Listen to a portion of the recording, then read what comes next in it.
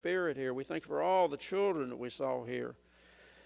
Lord, we thank you for leading, guiding, and directing this church to this point. Lord, we realize the church means people, each individual person. Lord, this morning we were challenged to be reminded again of our constant need of you going forward. This afternoon, Lord, we want to look at the principles of health. None of us are perfect. We can all do better. So bless each one of us in the need that we need according to your will. In Jesus' name, amen. Okay, yes. Let me just double check. Is there anyone here that did not get a folder that came in the back way and you don't have your folder? Or a ticket. Okay, or a ticket. We have like one folder per family, but anyone can come and get you. Yeah, again, this may be, it's very close to the largest amount I've had in proportion to the size of the church. Very close to as far as the volume of people that have stayed. So that's really speaks well for y'all. And now I've got to find my folder. I can't see it. I don't know where I laid it. I can't see it. I'm legally blind, so I just need some help. It's just like one of the regular, except it's in a. Let me see if I set it down here. Oh, I'm sorry. Right here it is. All right, folks. Let's look at the folder just for a moment. We will. The things that are on the right side of your folder pertain to health, except for that first sheet, which is just advertising different ways you can stay connected to the conference or to the denomination. The communique, the e-communique, it mentions some of the different organizations. And then the Southern Tidings, you already know about those things, but unless, of course, if you're new, you might not know it. And then the left side will cover nutrition, okay? And this right here is really what we're going to be seeing on the PowerPoint. Okay, so you don't really have to follow this now, but later if you want to go back to it, all right? Now, having said that, I would like for just for a moment, take a look at the, let's see what page it is. I can only point out that because we're going to cover what I told you. We're going to start with exercise, heart disease, type 2 diabetes, and a healthy immune system. But we all know that there are 8 principles to health out of the Bible. Some people have kind of added some things to that. There are a number of acronyms out there. At the North American Division level, it's called celebrations. They've got S for social, C for some other things, and so forth. There's creation health. I use New Start. I'm not connected to Weimar, but I've always liked it because it's the simplest as far as the main principles there. But, of course, anybody can, use whatever they want to use. So what we're saying, if you go by New Start, we're talking about, in the order, nutrition, exercise, water, sunshine, and then the one dealing with drugs and alcohol. We're talking about, we've always been real strong on that. Then air, sleeping, and or rest it's called, and then trust. Well, I did cover the trust part this morning. I'm not going to try to cover all those things, but I will tell you that in here there is a section on water, and there will be another handout or two on some of these things. I'm just going to quickly mention some of those. Water, for example, 60% of our body is water, 75% of our brain is water. So everybody recognizes we need water. But all our life we've heard, how much water should we have a day? What have you used to hear as you were growing up? 8 glasses of water a day. So if I weigh 200 and you weigh 100, we all need the same amount of water? That doesn't make sense, does it? So now there's some different theories. The World Health Organization suggests half of your body weight in ounces. I don't know how much scientific evidence has gone into that. It does make some sense. But some of the other studies have shown that you're definitely going to be dehydrated if you take just one bottle of water a day, 10 ounces. And some of the tests that I've got in here will show you some of the dangers if you're only getting 1 to 3 very small amounts of water. Dehydrated means you're not getting enough water, and that will show a lot of signs. You'll feel lethargic. You can have headaches. You can feel lazy. All kind of things, and so just be aware of that. Okay, now on sunshine. By the way, on the water, I know that there's still some theoretical, nobody knows what the answer is, I don't think, about the bottled water. I heard that some new research is still talking about the plastic and all that. I don't know. I haven't seen that. I don't like to talk about things I haven't seen the research on. So I don't, I know that there's some pros and cons on that. The drinking water out of the fountains, we've known all our life that they put certain things in there to kill germs and that type of thing. But we just have to do the best we can to make sure. But what I was going to say, drinking out of a water fountain, we tend to go up and just take a few sips. So at the conference office, what I started doing, and I did it out here a moment ago with this water fountain, I count how many swallows. I don't know why I've chosen 17, where I'll count to 17. So at the conference office, I may be standing there drinking, and somebody will walk by and say, 10, 20, 30, because they know I'm trying to count. But anyway, just look for simple things to try to, don't just take a sip or two. You understand what I'm saying? Okay, sunshine, vitamin D is the big thing there. We don't come close to being out in the sun now like we used to be, and then you hear the things about, all the stuff about the pros and cons of sun, or the things that are going on about that.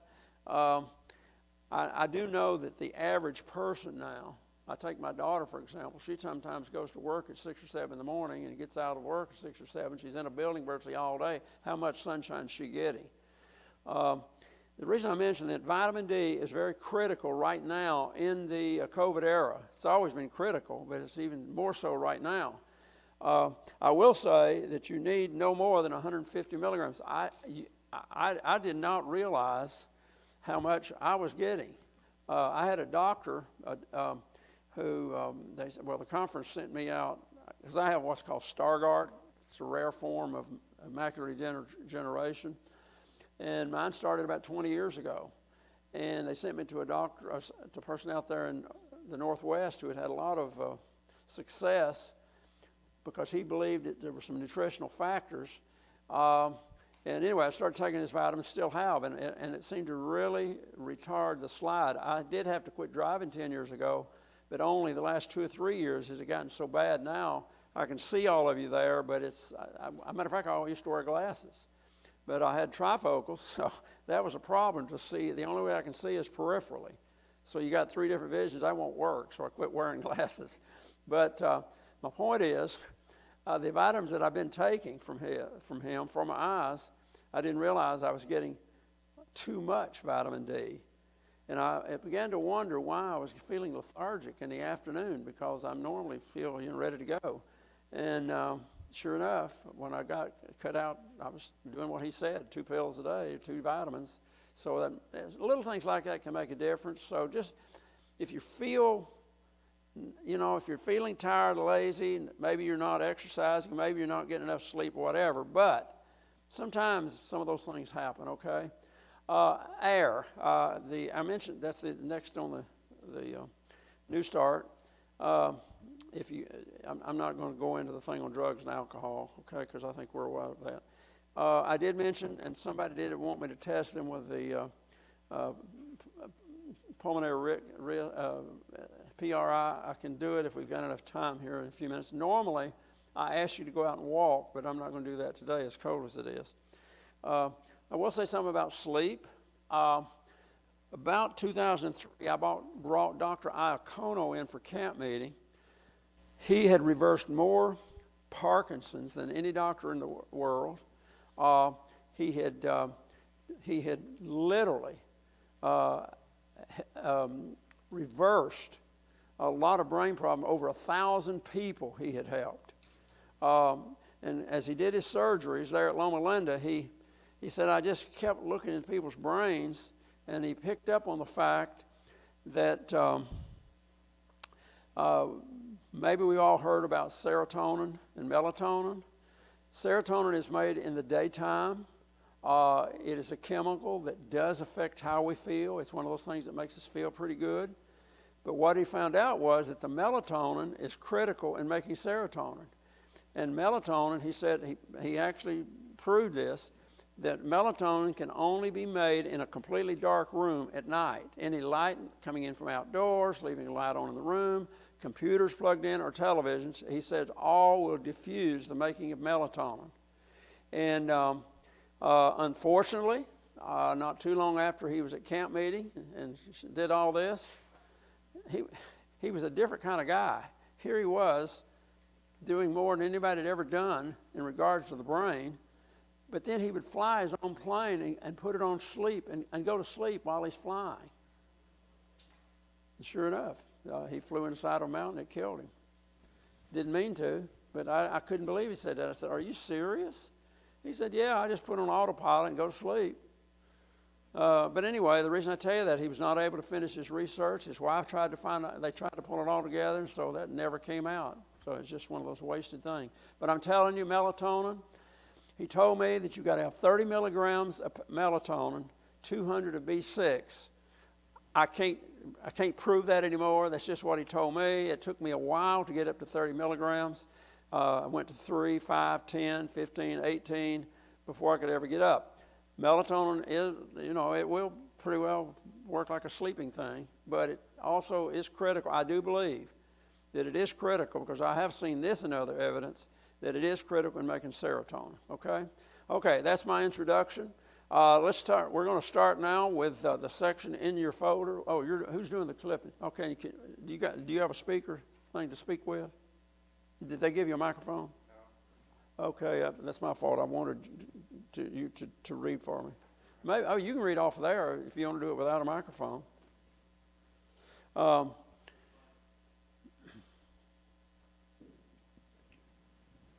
This is really a beautiful church. I think now that you're a pastor, if you want to call it, count after YMCA, but I think you may have become the biggest group I've had in relation to the size of your church in an afternoon. This is amazing.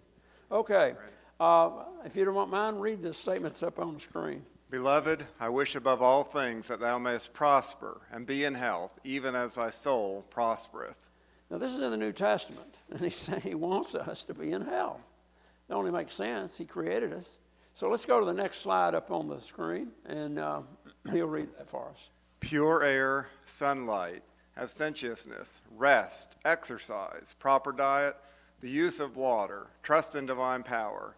These are the true remedies. What did you say? True remedies. Normally we think of a remedy as solving a problem, but in this case, it's solving a problem before it happens. So why do I start off with exercise? Invariably, our churches bring people in and they'll talk Friday night and all day on Sabbath, basically about different things on diet. They usually will mention exercise, but like I told you this morning, we're going to go a little deeper in this. So let's go to the next slide, and we're going to look at a few tests. Now on this one, it's a 4-to-1 ratio. If you don't mind, tell them what kind of test this is. Aerobic fitness. Yeah, what does it say? Exercise, the best predictor of heart health. In all men, peak aerobic capacity was a better predictor of mortality than high blood pressure, smoking, diabetes, cholesterol levels, abnormal EKGs, and history of heart disease. So what's that saying?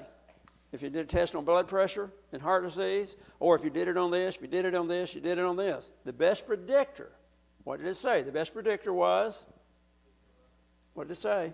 Aerobic exercise. Mm-hmm. The best predictors. I'm sorry? Yes, right. So notice what it shows here. The 4-to-1 ratio is based on this test, okay? If we go to the next slide, please.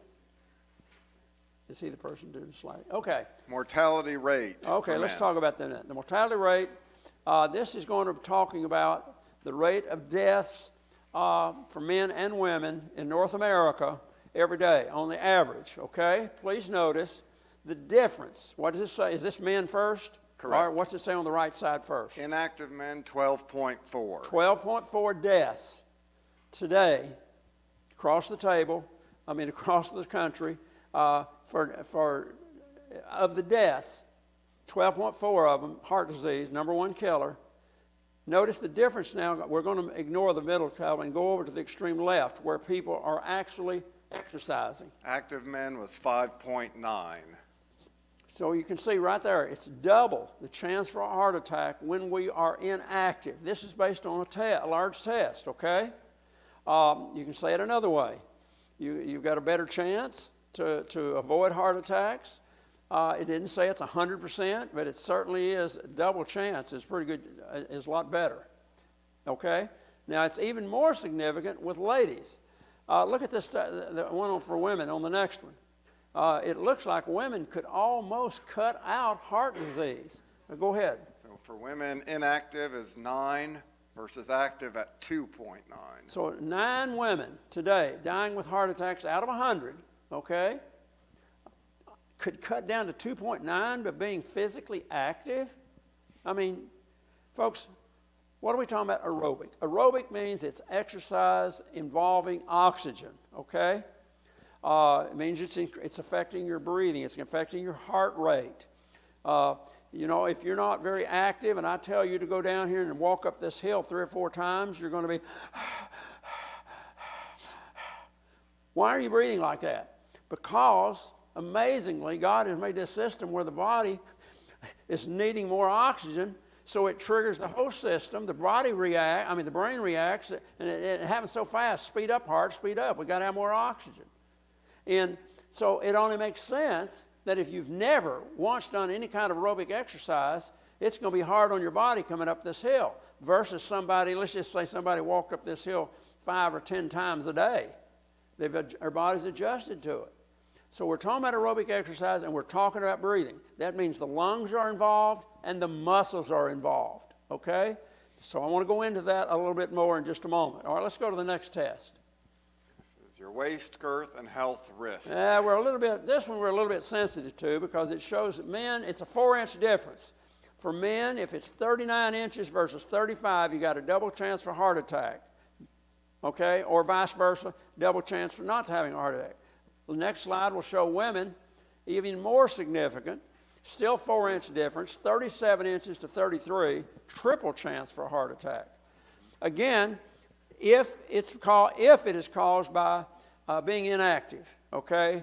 It's not always saying that we're usually sensitive about our waist girth. That's what I was saying.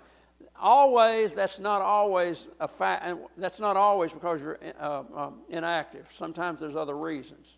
But basically we're talking about. Now, before we go to the next one, it's going to be a pretty big test. 42,000, I think, something like 35,000 men, 6,000 or 7,000 women, about 42,000, okay, tested. Now, normally, Seventh-day Adventists say what's one of the biggest causes out there of people dying with heart attack. It's something we don't usually do. We talk about against. What would it be? Smoking. All right, let's watch this next test.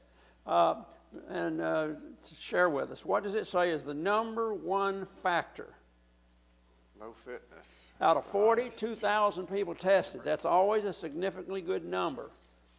It showed that low fitness, now listen to this, it's hard to believe, that even if a person smoked and exercised, they were better off than a good Seventh-day Adventist that doesn't exercise and doesn't smoke. It did not say Seventh-day Adventist, I added that. But, you say, and not only that, that if you had any combination of some of these other things, such as diabetes and maybe smoking, you still are going to be better than a person who does not have aerobic exercise. Now, folks, we can go into all kinds of reasons. Habit, not enough time, lazy, not feeling good, hurt knees, hurt this, hurt that. I understand all the different reasons. But who said, what book have you read that said we have to accept getting old? Does that say something somewhere? I mean, do we have to accept? Because what happens? What happens as we get older? One thing, our muscles atrophy. That means they weaken. You've heard that forever. That people's muscles, they just get weaker. Okay, why do they get weaker? I mean, do you understand what I'm saying? So we're going to take a look at that. Let's see if there's anything else up there before we move on. Yeah, this one is very significant right here. Harvard Medical School. I quote them more than anybody else because they've done more research. I don't know why Loma Linda hasn't done it. They haven't. But on this test right here, which was done probably about 8 years ago now, what you're looking at is a simplified version of a cell, a human cell, which is microscopic. You know, when you were in school, you remember you looked at the onion cell on a microscope. Remember that 20 or 30 years ago? Maybe you're not that old, but anyway, it's microscopic. They estimate we have 360 million cells from the bottom of our feet to the top of our head. God has made these things for a reason, to keep us alive. But here's what happened. Here's what they found out. That big word mitochondria, you know, remember the nucleus, and then there's that word mitochondria, that it's the mitochondria that, however it works with God's creating it, that makes the decision in the cell how much oxygen each cell needs. For example, again, if you started walking up the mountain and you're out of shape, the signal goes through to the mitochondria from that cell eventually to your brain. Speed up the heart. Now, the reason I'm pointing this out, what they did, they showed that if a person, man, woman, gets at least 20 to 30 minutes of exercise, aerobic exercise. That can be walking, it can be riding a bicycle, it can be whatever's got you moving. 20 to 30 minutes a day, then at least 3 to 4 times a week, you double the chance for a heart attack. That's from a physiological standpoint. That's amazing. Women, it's even more so. It can be triple the chance to lessening your heart attack. We'll look at it again in a few minutes when we're talking about diabetes, okay? But right now we're talking about the human heart, all right? Let's see if there's one more slide before we go farther. I think that's it. Okay. The next thing, now what we're going to talk about, I just mentioned the necessity of movement, okay? In your folder, on the right-hand side, under the one with a blue stripe on there. Can you take a look at that, please? It's got a blue stripe on the top side that you're looking at it. While they're doing that, what does that one say? A sample walking program. That's what I thought. Okay. On the back of this is a comparison to different types of activities, okay? I'm going to compare, now this is what it looks like on one side. Turn around on the back side. You'll see a list of activities. There's a number of them there. We're going to look at walking and gardening, okay? Those two things we definitely are acquainted with, all right? Look at on the left-hand side of what's the word up at the top? Easy. Yeah, Moderate, easy. Okay, we're going to look at easy and vigorous. Okay, ignore the middle. All right, let's talk walking. What does it say there? How much time it would take for you to walk a mile with an easy time? Well, I'll tell you right now, that easy time is about 3-mile-an-hour pace. It would be about like this right here. If you walk this pace at about 3 miles an hour, it'll take you about 23 minutes to walk a mile, okay? If you're around a track, like at a high school or somewhere, middle school or something, that's about 4 times around the track. Okay? Now compare that. Level ground? I'm sorry. Yeah, level ground. Yeah. And I'm glad you said that because I'm challenging y'all today. Why can't you start some kind of program? Okay? And I'm going to make it easy for you, okay? and I picked up the wrong sheet. If you were walking your normal pace, now what we want to eventually find out is what is your pace, but I'll come back to that in a minute.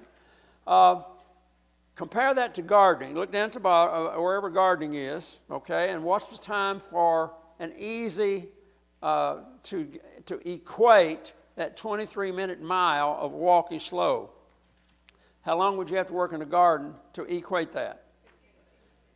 What? 60 minutes.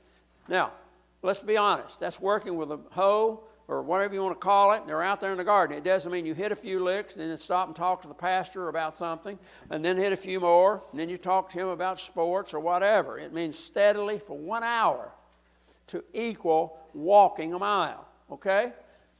Now, why am I showing you this? Because I want you, if you're not in an active program, why would you not be? Now, please hear me. If you have not had any kind of thing, I want you to make sure you check with your doctor, especially if you're over 40, okay? I had a cousin died with a heart attack at 33. It can happen. Please hear me. Check with your doctor before you get ready to start on any kind of increase to whatever you've been doing, okay?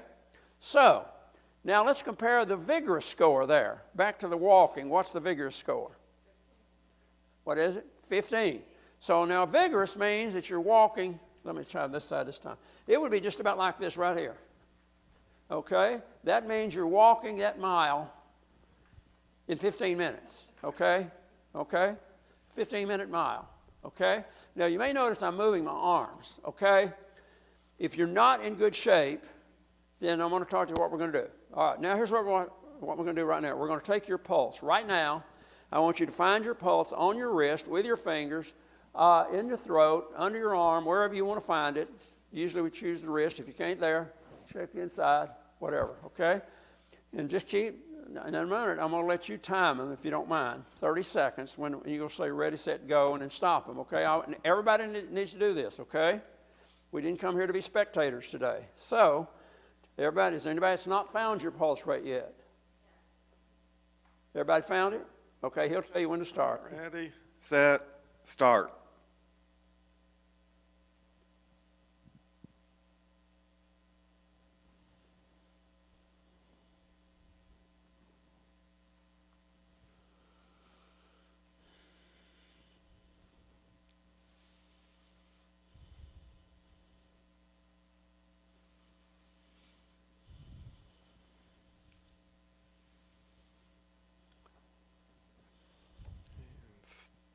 Stop. Okay.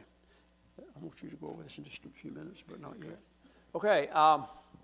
The average for men is 73. Women's average is 80. It could be less either way. There's a lot of factors. The fact that you just ate lunch is a factor. Your digestive system is demanding. You need a double, though, what you just counted. I'm sorry? You would need a double what you just counted. Oh, yeah, double. 30 seconds. Yeah, my fault. You're right. Double your score. So if it's 35, it'd be 70, 38, whatever, 76, whatever. Just double your score. It is critical to set any kind of plan to know what your resting pulse rate is, okay? So when you've been not eating and whatever would be a good time, sometime make sure you find out. You'll eventually figure it out. You probably already know about what it is. And let me just tell you what can happen, okay? I'm going to use myself as an example a lot of times today, okay? Not because I'm bragging. I'm just telling you that if I do it, you can do it, okay? But my pulse rate used to be 72, just like most men, okay? But even though I had played in all kinds of sports in my life, I mean many different kinds of sports, nothing to do with ice skating because I never did try ice skating. But anyway, But I was never into a regular exercise all the time program. You understand what I'm saying? Once I did, what do you think happened? My pulse rate came from 72 to somewhere, but it's now normally at 60. So my heart rate is getting about a 12-minute rest from 60 to 72 every minute. Think about how much rest that is in a day. Instead of some high number, it's going to, your heart only rests in between beats. I mean, think about it. So if it's going like that, that's not designed. Now, these little animals out here, birds, a hummingbird, I think I read somewhere where theirs is like 1,000-something beats a minute or something. God's made it that way. But our hearts are not made to fly that fast. You get that fast for long, you're going to get tired, and you're probably going to have a heart attack eventually, because your body is made of, your heart's made of muscles, and it's not made to do that. So it only makes sense that the more we can pull it down as you get older especially, the better off you are. All right. Now back to the vigorous. There on the 15-mile-minute walk, what about the gardening? What was the score? 30. So there you can see. All right. So what is one of the biggest factors as you start thinking about setting a goal? Well, one of them is going to be time, obviously. And then the goal of what you want to do. And I've got what color is it? I don't even know what color this is. Peach. Okay, good. And it's a real simple plan. But let me have your attention again, because this is critical. The next thing I'm going to talk about is, I'm going to switch the topic. Let's go. The picture up there tells you. We're going to talk about, we have 63 major muscles in our body. Rectus abdominis is one. It's one big muscle. Biceps, you have one here, one here. 2 muscles on each side. Triceps, you've got 3. One right here, one in the middle, one on the other side. Okay? But the one I want to focus on for a minute are in your legs. We have 3 muscles in our thigh. One in the middle, one on each side. Now, if you don't mind, can you kind of tell them what you feel right here? Do you feel anything right there? Yeah. What do you feel? It's very strong. Oh, thank you. I didn't want you to feel funny feeling my leg, but anyway. Very strong muscle there. Definitely. Well, the point is, listen, guys and ladies, how do you walk? You don't just walk. It's amazing. We don't have to think about it, but yet, in order to walk, those muscles have to contract to pull your leg forward. That's exactly how God made it. If there were no muscles, you couldn't move. But God's made these muscles to pull it forward, pull it forward, pull it forward. Muscles in your arm. If you're lifting this way, those biceps are a factor. If you're picking it straight up, then the shoulders, whatever. The different. Your triceps can be a factor. Triceps. Anyway, so it's only logical that the strength of your legs are going to be a factor, okay? Now, this is why I recommend a strength training program, okay? And let's start with the arms, okay? We're talking about weightlifting, okay? Lifting something more than a piece of paper. So if you don't mind, would you stand up? We're going to, that's just somewhere it's getting warm in here. Yeah, thank you. Let's stand up, please. Everybody, here we go. You're going to learn how to lift some weights here. Come on. I'm waiting. Everybody's got to stand up. This is a class, Okay. Now, I don't know if y'all can see me there, so let me move back a little bit. Okay. Let's say that we're going to act like we've got a weight in each hand, okay? You can start off with a can of beans. I don't care what you start with, but you're not going to strengthen those biceps unless you have a little bit more weight than you're normally using. A piece of paper is not going to help that much, okay? Now, here's the technique. I want you to take a deep breath and fill up your lungs, and then you'll breathe out. Let me demonstrate why I'm saying that. If you don't mind, is it Bill? Yes, sir. Okay. I'm going to act like you're an automobile, and you're blocking the road out here, that nobody can get out of this building. Let's turn sideways. And I'm the only one here that can push this car out of the way. Am I going to take a deep breath as I push, or am I going to breathe out? Do I go, didn't get very far. Okay, but what am I going to do? I'm going to take a deep breath. I'm going to breathe out. He was trying to stop me. I felt him. The point is we exert out, okay? So it's only logical that as we lift, fill up your lungs to start with. Take a deep breath. Come on, hold your hands right here. You got something in your hands to lift, okay? Now breathe out. Breathe in as you go in.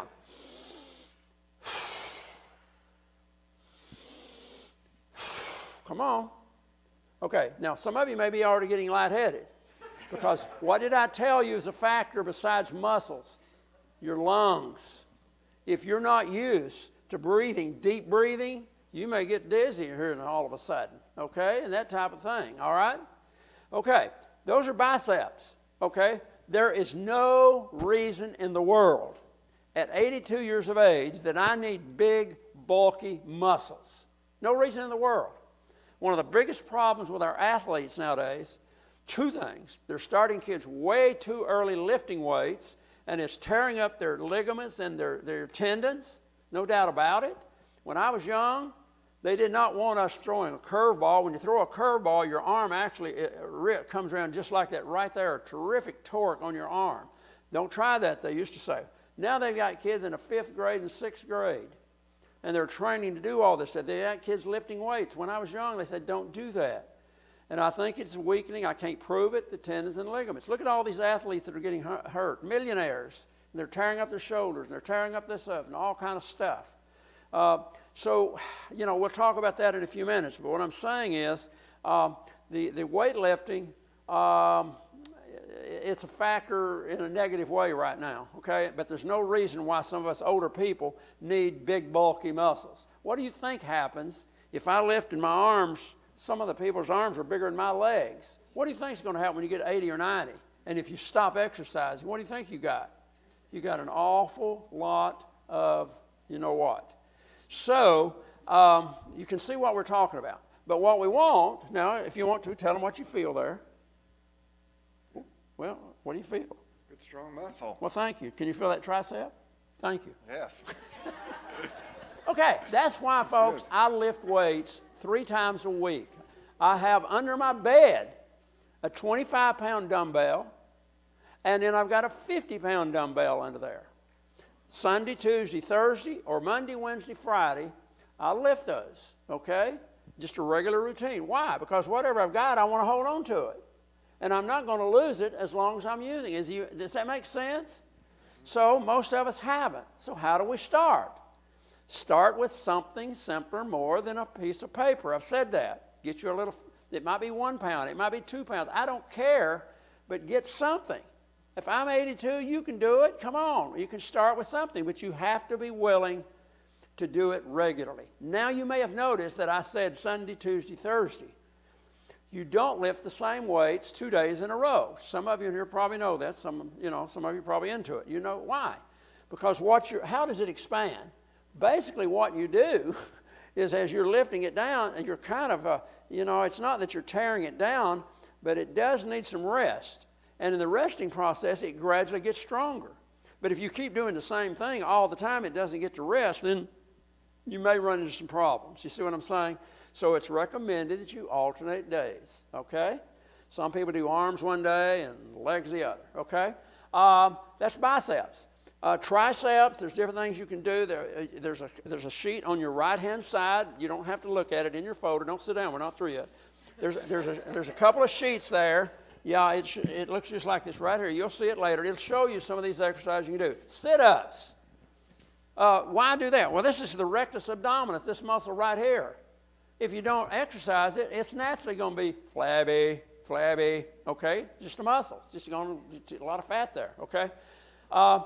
Now, generally, years ago when we were young, they had sit-ups like this, and they went to different kinds. I don't care where you put your arms, and it's easy if you put your legs straight, probably, and arms to come up if you've never done one. Now, later you can bend your knees, and, it'll show you how to do it, okay?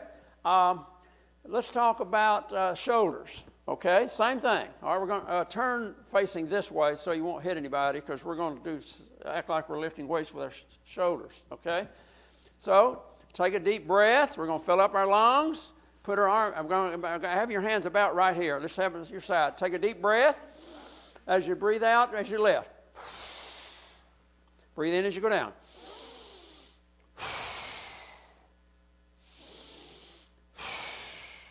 Very good. That's just 3. And gradually strengthen your shoulders. All these muscles are a factor in whatever you're doing, okay? I'm going to show you in your, okay, you can go ahead and sit down. With legs, I can't I don't know where I can do this. With legs, you got to be very careful with your knees, especially if you're older. One of the best ways to do this with your knees is to use what's called anaerobic, and that is no oxygen.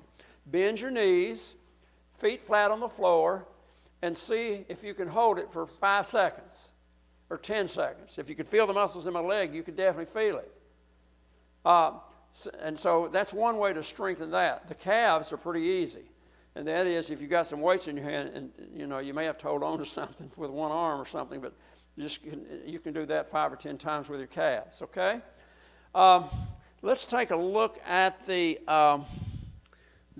sheet I was just talking about for a moment. I just want to interject something. I mean, some of these things, like going up and down, you can do that in the grocery store while you're waiting in line. You can do it a lot of different places. So don't think, you know, when I'm in the grocery store and it's 8:30 at night and I know I'm tired and it might be late, I'll just stand there and just bob up and down sometimes. So, you know, you don't have to every day I agree with have that. a specific routine. I So agree with when that. you have time, However, do make it. sure it is continue. You know, don't do it just once a month or something like that.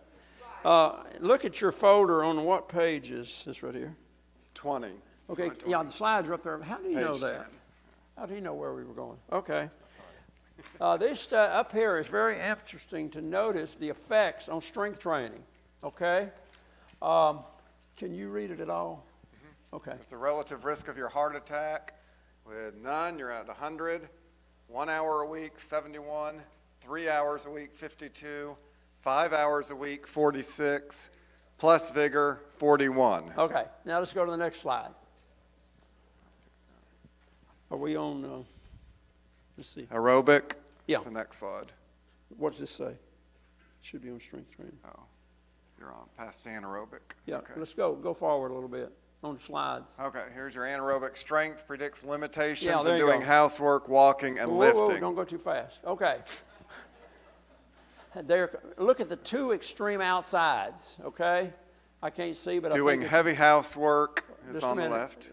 what's look at the chart. What's is it the inside and outside? I think there's 3 up there. What's one's Right. Doing heavy housework is on the left. Lifting 10 pounds is all the way on the right. okay? That's not what I'm saying. Oh, I'm sorry. Oh, Blue the and percent. yellow. Okay. Doing heavy housework, the percent's about 13 on the dark blue, and the top one's about 26. Okay. What they're showing here is the factor that if you have a strength training program, how much better it'll help you in heavy housework, moving furniture, this kind of thing. Look at the next one. I think that's walking a mile. Is that correct? Walking a half mile. So you can see the big difference there, again, in the strength, especially of your legs. So this test, like I said, is a big test. What's the third? Walking up 10 steps, you go from 10 all the way up to 19, 18, 19. Yeah, sometimes if you live in a house, in my case, the main part of the house is upstairs. Downstairs is my exercise room and my wife's office and this kind of thing. But I've counted if I'm at home on a given day, I'm probably going to go up those steps at least 10 times, and the steps are 14 steps high. Imagine just 10 times, that's 140 times up the steps. And imagine then if it's 20 times. So sometimes just in wherever you live, you're going to take care of some of these things, okay?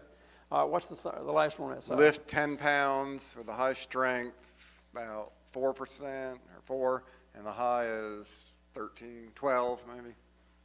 No, I mean, what's the activity? Lifting 10 pounds. Oh, yeah, okay. That's what we're back to where we were. All right, let's go to the next slide. Strength predicts limitations in personal care tasks. Go ahead, what's the first one? Dressing is your first one at high strength, about 2.5 versus the low strength, 8.5 or so. Well, that's a pretty big difference. Notice a big difference in how you're getting dressed and how you're putting your clothes on or whatever you're doing of your condition. Obviously, sometimes we get older and we have to have help because our muscles probably maybe are not strong enough. There may be some other problem. Okay, what's the next one? Bathing. Okay, that one's pretty easy. Somebody at the office referred to the next one. That's the ability to get on and off the toilet by yourself.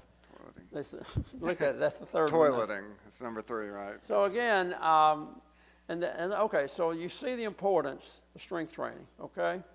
So I'm going to ask these questions. How many, But let's come back now to well, before I leave that, how many of you will at least think about some kind of strength training program? How many of you will at least think about something to help your muscles? How many of us aren't thinking?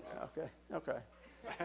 I mean, you're not signing a contract, but I am here to try to encourage you that you can do better. I mean, it takes time.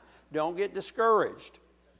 You may go out, if you go out to walk around a track or whatever you're doing on walking. This walking, folks, there really is no better thing than walking probably, but there's a long list of things you can do there. I used to love to run until I tripped and fell because the road was about that much variance, I didn't see it. But, riding a bike, any of these things, some of those things involve your knees, but walking. But remember, folks, something else about walking. We can't do it today outside. I wanted to do it. But as you walk, remember, we always walk this way. We're always in balance. None of us walk like this. We learned a long time ago to kind of stay in balance. This is critical. What you would like to do is have regular breathing while you're walking. In other words, don't do gasping like... If you're breathing that way, you're going too fast or too far. What did I say? Too fast or too far. So start out slowly. I said it might be 1 mile an hour. If this is as fast as you can walk, I'm going to give you an example of what can happen. I did this very program in Murphy, North Carolina. We also knew the school was doing an aerobic equivalency walk to Alaska and back. 4,000 miles. They were walking 30 minutes a day with their school kids. We went up there and filmed them walking. Every day they had to walk up through the woods around their trail. While we were there, I met Debbie. Debbie had been in a terrible car wreck. Doctors said you probably are never going to be able to walk again. Well, when the kids started doing this, she thought, wow, I wonder if I can improve if I just walk. So she said, I took my crutches. And she said, I just went out to my mailbox, about 60, 70, 80 feet out there, and I made it back. She thought, next day, well, I did it yesterday, I can do it today. Did it again. In a few weeks, she noticed, hey, I think I'll try 2 times. She went 2 times, eventually 3 times. When we went up there to film the folks, she was walking 5 to 6 miles without her crutches. Don't tell me that you cannot do better. Now, at that point, I think she was probably 50 or something years old, 60, because I saw her last year, I think it was when I was up there. I said, Debbie, are you still walking? Yes, I'm still walking. Now I think she's 70-something. Because, folks, it can happen if you've got the willpower, but why not ask God to help you? To, just show me, Lord, what I can do. I don't want to do too much. I know what happens. I see it all the time. Oh, boy, I'm going to start a new year doing this. In a few weeks, it's too much trouble. I just can't do it. It's hard to stay on schedule, and it's just getting me tired. I mean, you're in control. Set an easy goal. You're better off doing a little bit. Don't try to do too fast. Now, this pink sheet, or what Peachy said, you can read it later. I don't want to take your time, but it tells you exactly how to, based on research on both sides, of how to start an aerobic walking program. Okay? How many of you will think about an aerobic walking program? Just think about it. And that may mean praying. And if I come back up here next year, you can say, guess what? That does work. Because I've seen it happen over and over and over. The last category before we take a break is the next thing up here deals with the connection of the tendons and ligaments that fastens our muscles. Now, we've been talking about the muscles. Think about them. They're fastened here to the scapula and down to the bone. And it's a hinge that God's made so you can bend your arm. If you didn't do that, you'd have to lift everything this way. You see what I'm saying? So he's made it. We call it flexibility, okay? And there's a sheet in your folder on the right-hand side. It shows you a number of different things you're doing for stretching. Now, this is important, and I'm going to let you have a break. If you put a rubber band in a freezer and pull it out in the next morning, what's going to happen? It's going to break. Our body is made actually to be flexible. God's made it that way, within reason. He's not made it to do some of the things they do. For example, football, your leg wasn't made to hit from the side and go in this way. You know what I'm saying? There are certain things that it wasn't made to do. But my question, it's not a trick question. do you do your heaviest stretching before or after exercise? If you're not sure, then don't answer. Boy, this is an educated class. I think I'll go on home. What am I doing here? Yeah, invariably we thought we have to do it. Now, if you jumped out of a freezer and tried to exercise, you can see what might happen. Your body's made to act on heat. It's exactly flexibility. And that's why hydrotherapy is such a big thing, using hot and cold people in dealing with accidents and all kind of things. I don't know how many of you have ever been through hydrotherapy, but you might want to bring somebody like Wildwood. We might even offer a class sometime on that. Every single morning I take a shower. I get as hot as I can stand it, and then I go as cold, and I love it in the wintertime when it's ice cold. I know that sounds crazy, but guess what? Hot and cold makes it what? Hot makes it expand, cold contracts. So you've got a natural contract nose. So what does that mean? It's like squeezing an orange. You're going to squeeze the juice out. Well, what are you doing with your body? You see why hydrotherapy is such a good thing? No, I'm not going to ask you if you're going to think about doing hot and cold showers, because you might think that's crazy. But anyway. Do you do it just once, like hot and then cold and then get out, or do you do it back? No, you can do it. That's up to you. Now, if you have a problem like your congestion or something, I would recommend, because normally hydrotherapy, as you probably know, you use the heat for like 3 minutes and then the ice for like 30 seconds, or depending on your time factor and all that. Wildwood would come and do those things. They do charge quite a bit of money, I think, now. I wish we could offer that sometime at the office, and I think we did one year, but we'll just have to see. But any you do would be better than nothing. But yes, it would be better if you could stand there and do that 5 or 10, but of course it depends on your time factor. Flexibility, there's some things you can do. Because of time, I'm not going to do it right now, but there's other things besides just the big things I've been talking about, like your neck.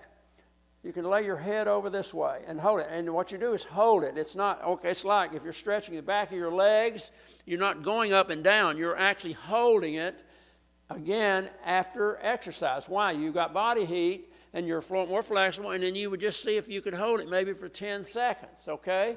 Hold your head over certain different things. You can turn your head this way and lay your ear on the back. Other way, lay it over. You may feel a little pain in your neck, you know. I'm a pain in the neck to my kids, I'm sure. Anyway, you see what I'm saying? Find ways to do it. I mean, believe it or not, I still play golf, even though I can't see, and I have hit a person a time or two. Now that I've said that, I got to explain it. I was playing with Gary Rustad, our president, and Kevin, education, and Kurt, our treasurer. We were playing in the Southern Union golf tournament. We don't do this very often, folks. We don't play every week. This is once a year or something. But they would tell me which way to line up because I can't see out there. And it was the last hole, and I thought, I just think I'm going to hit. They're over there talking, so I hit. About that time, Gary says, I think you just hit somebody. And the ball hit the guy. It could have been serious, and we probably would have had a fight, except they were part of the Southern Union. They said, why didn't you yell? I didn't know anybody was out here. But the next year, we're playing in the Dave Crest Memorial in Chattanooga. And right before we started, this man walks up to me and he says, do you know who I am? And I said, no, who are you? He said, I'm the guy you hit in Florida. I want to make sure I'm not in front of you today. But I tell you that, I actually, to this day, actually can use my golf swing simply by holding just like this right here, stretching. My left leg is in, it's been in, I'm just doing, so innovate different kind of ways to stretch is all I'm saying, okay? So how many of you at least will think about a regular flexibility stretching test? You should do it after your exercises. That's my point, okay? All right, let's take a break. I think, is it 20 till? What time is it? Yes, What almost time? quarter till. Quarter to what? Quarter to 3, 2:45. Owen had a question for you. Okay. It's not a question. I go to the YMCA in Kingsport Yeah, 3 times a week. yeah. I get in the warm water pool for 30 minutes, Best way to exercise right there. then I go over and get in the cold water pool and just float. Okay. Water aerobics really is one of the best forms of exercise, really is. It's for people that anyway have any kind of pains. Okay, any questions now before we leave this on this exercise? Because this is critical. I mean, if I come back next year, I would love for you to say, because I've done this. I was up on a platform one day at a church, and the guy leaned over and he said, You may not remember coming here 2 or 3 years ago, but he said, I want you to know I lost 40 pounds. I lowered all my scores and all these things. So it can inspire you, I think, if you're willing to have a simple plan and don't try to do too much, okay? Now remember, on level ground, find out what your resting pulse rate is, okay? Now listen to me. Find out what your resting pulse rate is. I don't care if it's 80, I don't care if it's 90, if it's 70. What your goal should be is to only let it go up about 10 and no more than 20 beats, okay, per minute. Are you listening? In other words, if your resting pulse rate is, and by the way, we've got a chart here somewhere. I know we're over time, but let me just give you a little idea of what I'm talking about. Let's just show them. Turn this up real quick. Is it right, or is it upside down? No, that's the right way. Okay, let's start with our average people in here. Let's just say, what age group is this? That's 50. Okay. According to their tests, it's okay to get that resting heart rate. I mean, yeah, after you've exercised, what's the score? 119 to 145. Okay. If you're 50 years of age, I am not going to come in here and tell you if your resting pulse rate is 70 or 80 and get it up to, if it was 119 and if it was 80, that's 40. That's almost 40 beats up. I can't do that because we got very deep problems in here. So I say, instead of trying, and if we try to get it too much, then I know what happens. You get through and you say, man, I'm tired, I'll never do that again. Because your heart's going to be pumping a little faster. So why not just, if your resting pulse rate, you can ignore that sign now, I just want to show, because it does show tests for different age groups. But let's just say your average is 80 women, 73 men. Then aim on level ground. Once you find out that's your resting pulse rate, whatever it is, then aim to walk, and I believe in teaching exactly what Dr. Meyer does at Southern College. If you went down there and paid him, he'll tell you the same thing. He'll have you walk about 3.5 minutes around the track and find out what your resting pulse rate is. And what I'm saying is, once you've got it, then walk maybe, if it's around a track, one time, go as far as you can and take, I don't mean as far as you can, but walk about 3 minutes and take your pulse rate. And if it was 80 and it's now 100, then that's the pace you want every time. Now make sure you follow what I'm saying. If you're walking this way, this pace, and it goes 20 heartbeat up, then that's what you ought to stay with for at least 3 weeks, okay? Are you following me? Find out what that resting rate is. In other words, don't go out there and say, well, I think I'm going to go this fast. Well, naturally, very quickly, it's going to be up to 120 or 130. I mean, I've seen it over and over, and people we do it. So remember, it's better to go too slow than too fast. So you feel good. When you get through exercising, you ought to feel great. Don't say, whew, can't do that anymore. That means you're doing too much. I told you, simple weight, simple whatever, and then gradually increase. One other thing, I know that women tend to do this more than men, and I understand why. They can't go out here and walk by themselves in the streets or wherever, and they like to go and walk and talk. That's okay. I also see this with men and women. It seems like in our denomination, from what I've seen now in the 30 years I've been doing this, that our women tend to be a little bit better in aerobic shape than the men. I don't know why, but that just seems to be the fact. Anyway, so some of our wives, I've heard them say, I want my husband to do better, okay, so I'm going to help him. So the woman can walk 15-minute mile, and it takes him 30 minutes to walk a mile, and so she's going his pace. It's not doing her any good. It may be helping her relationship with him. But are you following me? And also, I don't like, if you're training, I'd rather you not talk a lot while you're walking so you can concentrate on your breathing. Again, I think I'd like to see you deep breathing as you're walking, like, instead of, see what I'm saying? That's the only reason I say that.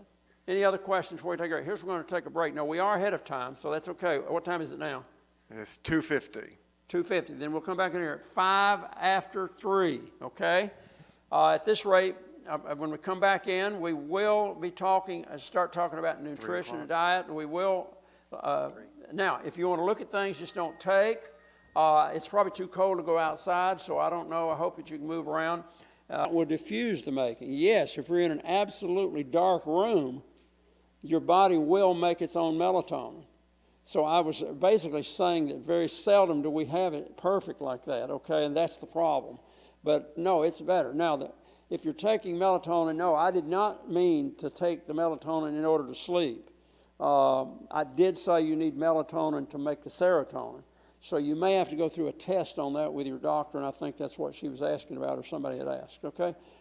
Here's a man right here as an example. I want him to enter.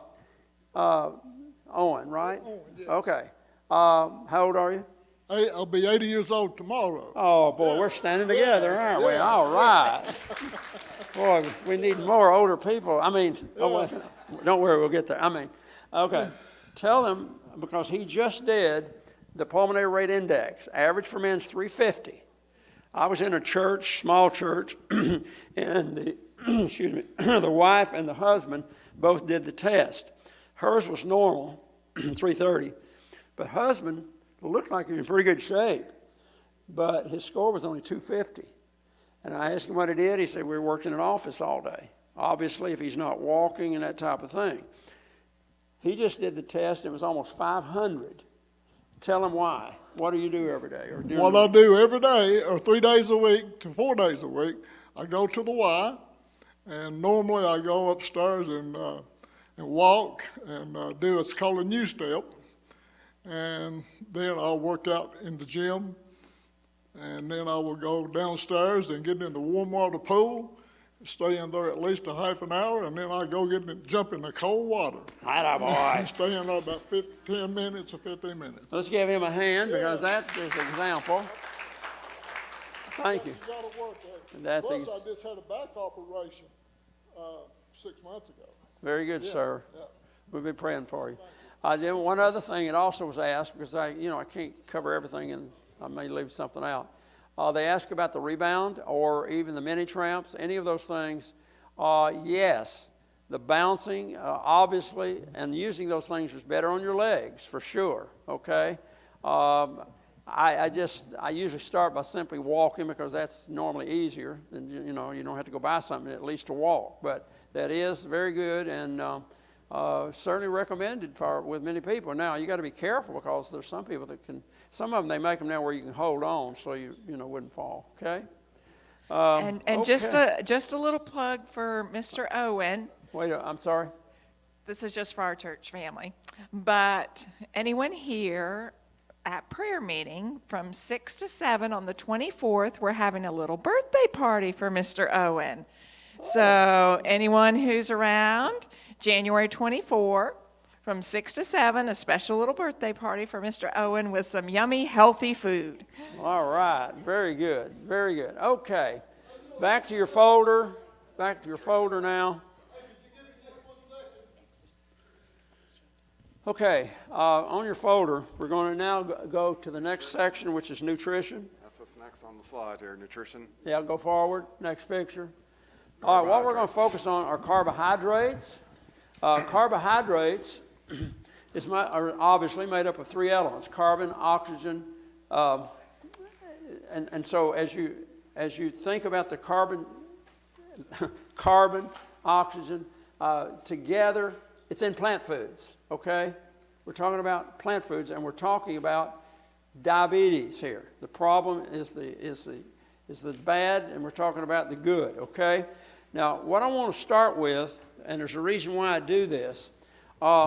In dealing with diabetes programs, and have y'all done the diabetes in the past here, like Grundy or anything? Yes. If you did, then you probably, and by the way, there are a few of the Reversing Diabetes Grundy little booklets up here still available. They have retired from doing that, but I do have a new person now who actually has her doctor's degree that's going to be taking over Reversing Diabetes programs. Now, while I'm thinking about it, Health and Personal Ministries leaders, we have training in Morristown coming up February 3, I believe it is. No, it's not. It's February, what's that? February 10. at Morristown. So if you're a health or a personal ministries leader, or if you have a committee or anything, or this year we're opening it up, if you would like to be on a health or personal ministries committee or to be involved, you're welcome to come to Morristown. It'll be from 3 o'clock to 6 o'clock. We will have some presenters. She is supposed to be there. So if you wanted her to come and do a reversing diabetes program in your church, we would explain how that would work and that type of thing. So, okay. So what I want to focus on is on your left-hand side, and I must have the wrong folder or something here. No, okay. This sheet right here on fiber. When you eat plant foods, your sugar level, sugar, fiber, carbohydrates are made up of sugar. What does it tell you up here? Sugar. Go ahead and read what's up Fruits, here. Read the whole vegetables, and cereals are the main sources of carbohydrates. 58% of total calories each day should come from these foods. Yeah. So when we eat these things, your glucose level on the average for sugar, we know 70 is the score, okay? If it's over 100, after blood test, resting, preparing for your blood test and everything with the doctors or whoever's testing it, if it's over 100 to 129, you're regarded as borderline. Once it's 130 or over, then you are regarded as a diabetic, okay? But the sugar turns to glucose, okay? That's the name of it, glucose, okay? We go to the next picture. Carbohydrates are found primarily in plant foods, act as bulking agents that helps keep the intestines clean. 20 to 35 grams of dietary fiber per day is recommended for good health. All right, that's where we want to start. What did it say? How many grams of fiber? 20 to 35. Okay. Now, a gram is like it's equal to 1 teaspoon, if you want to think about a teaspoon, okay? So the reason I like to start with this fiber, it is easy to measure. Look at that sheet on your left-hand side that I just held up.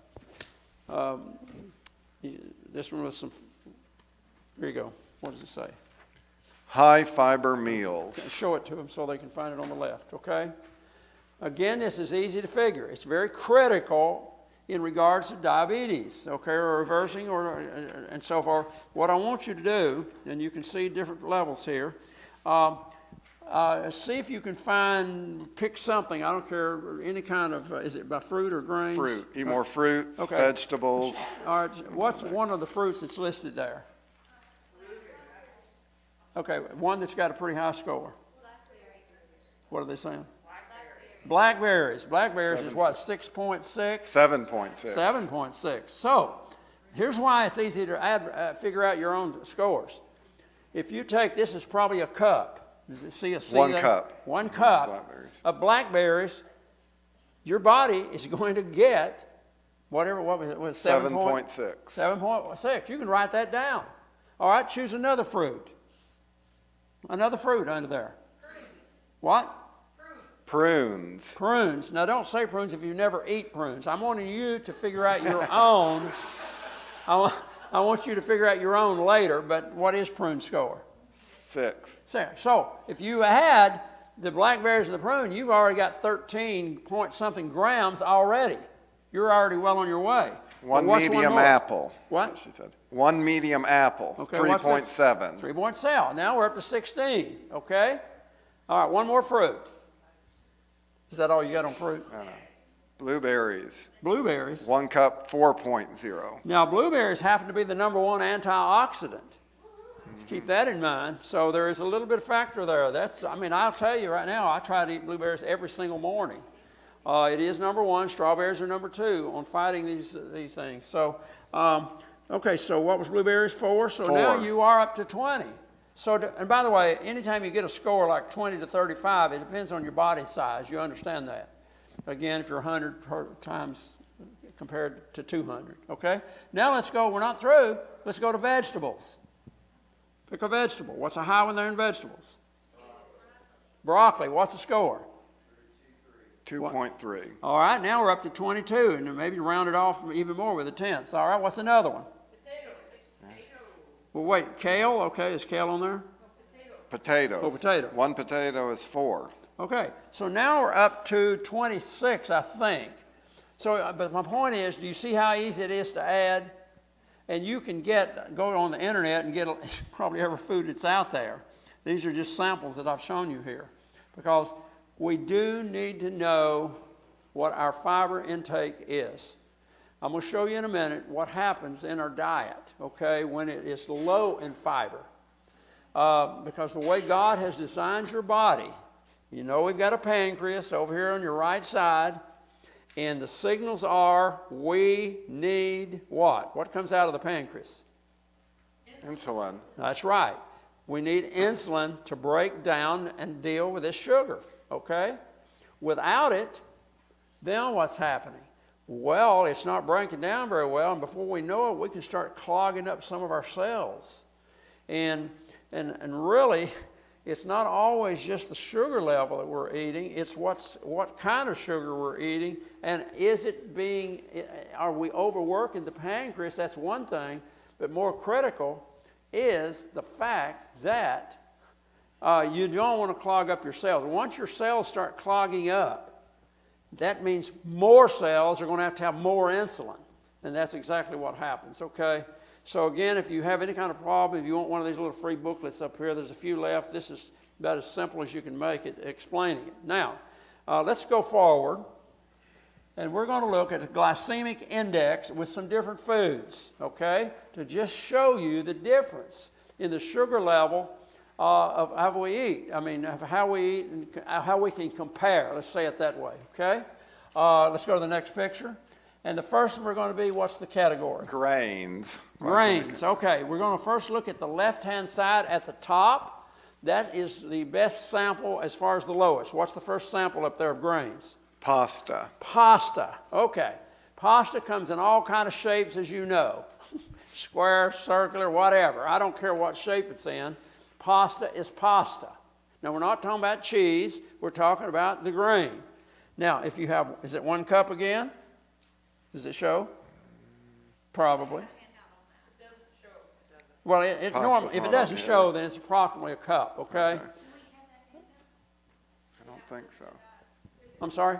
They're wondering if you have a paper with the glycemic index ones. No, 'Cause this is just the I don't fiber think here. I don't think there's one. I have had one in the past, but I think they changed. It's showing the glycemic index. No. I think it was based on 100-gram portions of. Oh, here it is. It's in there. It's in Okay, in the packet, yeah. Yeah, it's in the packet, okay. Okay, can you hold that up so they can see it? I can't see it. In the PowerPoint slides, ones that was on the right. Okay, let's keep moving. Pasta, okay? Now, this is based on 1 serving. What man is going to eat 1 normal serving of pasta? Probably nobody. It's probably going to be 2 and 3. You know, they want to hold one of these big things full. Because it could be double. But the point is, it says 60. Now, let's compare it to the extreme right down at the bottom. What normally goes with a pasta? French bread. Oh, French bread. So what's the score for, is it 1 slice? Does it say 1 slice? It doesn't say. What? It does not say. Well, then it's 1 slice, okay? So what's the score? 136. So here, all of a sudden, you got 136 and 60 adds up to what? Almost 200. Yeah. So now your body can handle it, I mean, obviously. But that's just 1 sample of how much sugar you can get. Now, I've held evangelism meetings in India, Philippines, Nicaragua, these different kind of places, and white sugar is the main type of food over there, like potatoes are in this country, okay? And I say that for a reason, because keep in mind what we're going to show you. Can you show them up there? Is there anything like rice or sugar? I mean, rice or...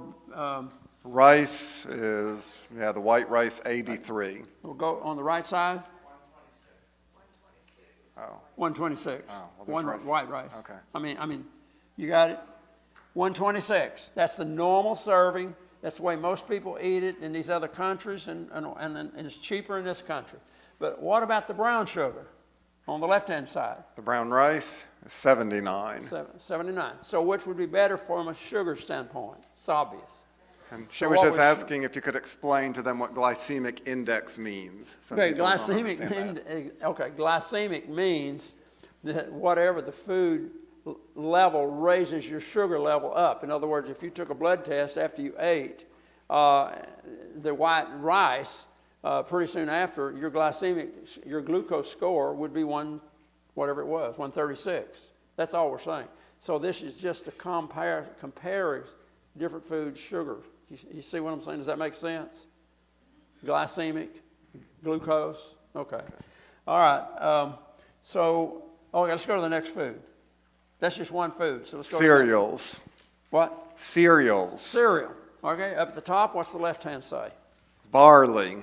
Barley. Let's not do that one. Most people do not even know what barley is. So what's the next one? All bran. All bran. That's more like the sugar that most people run into of all kind of stuff that kids, not just kids, and people eat. So 1 cup of this, what's the score? 60.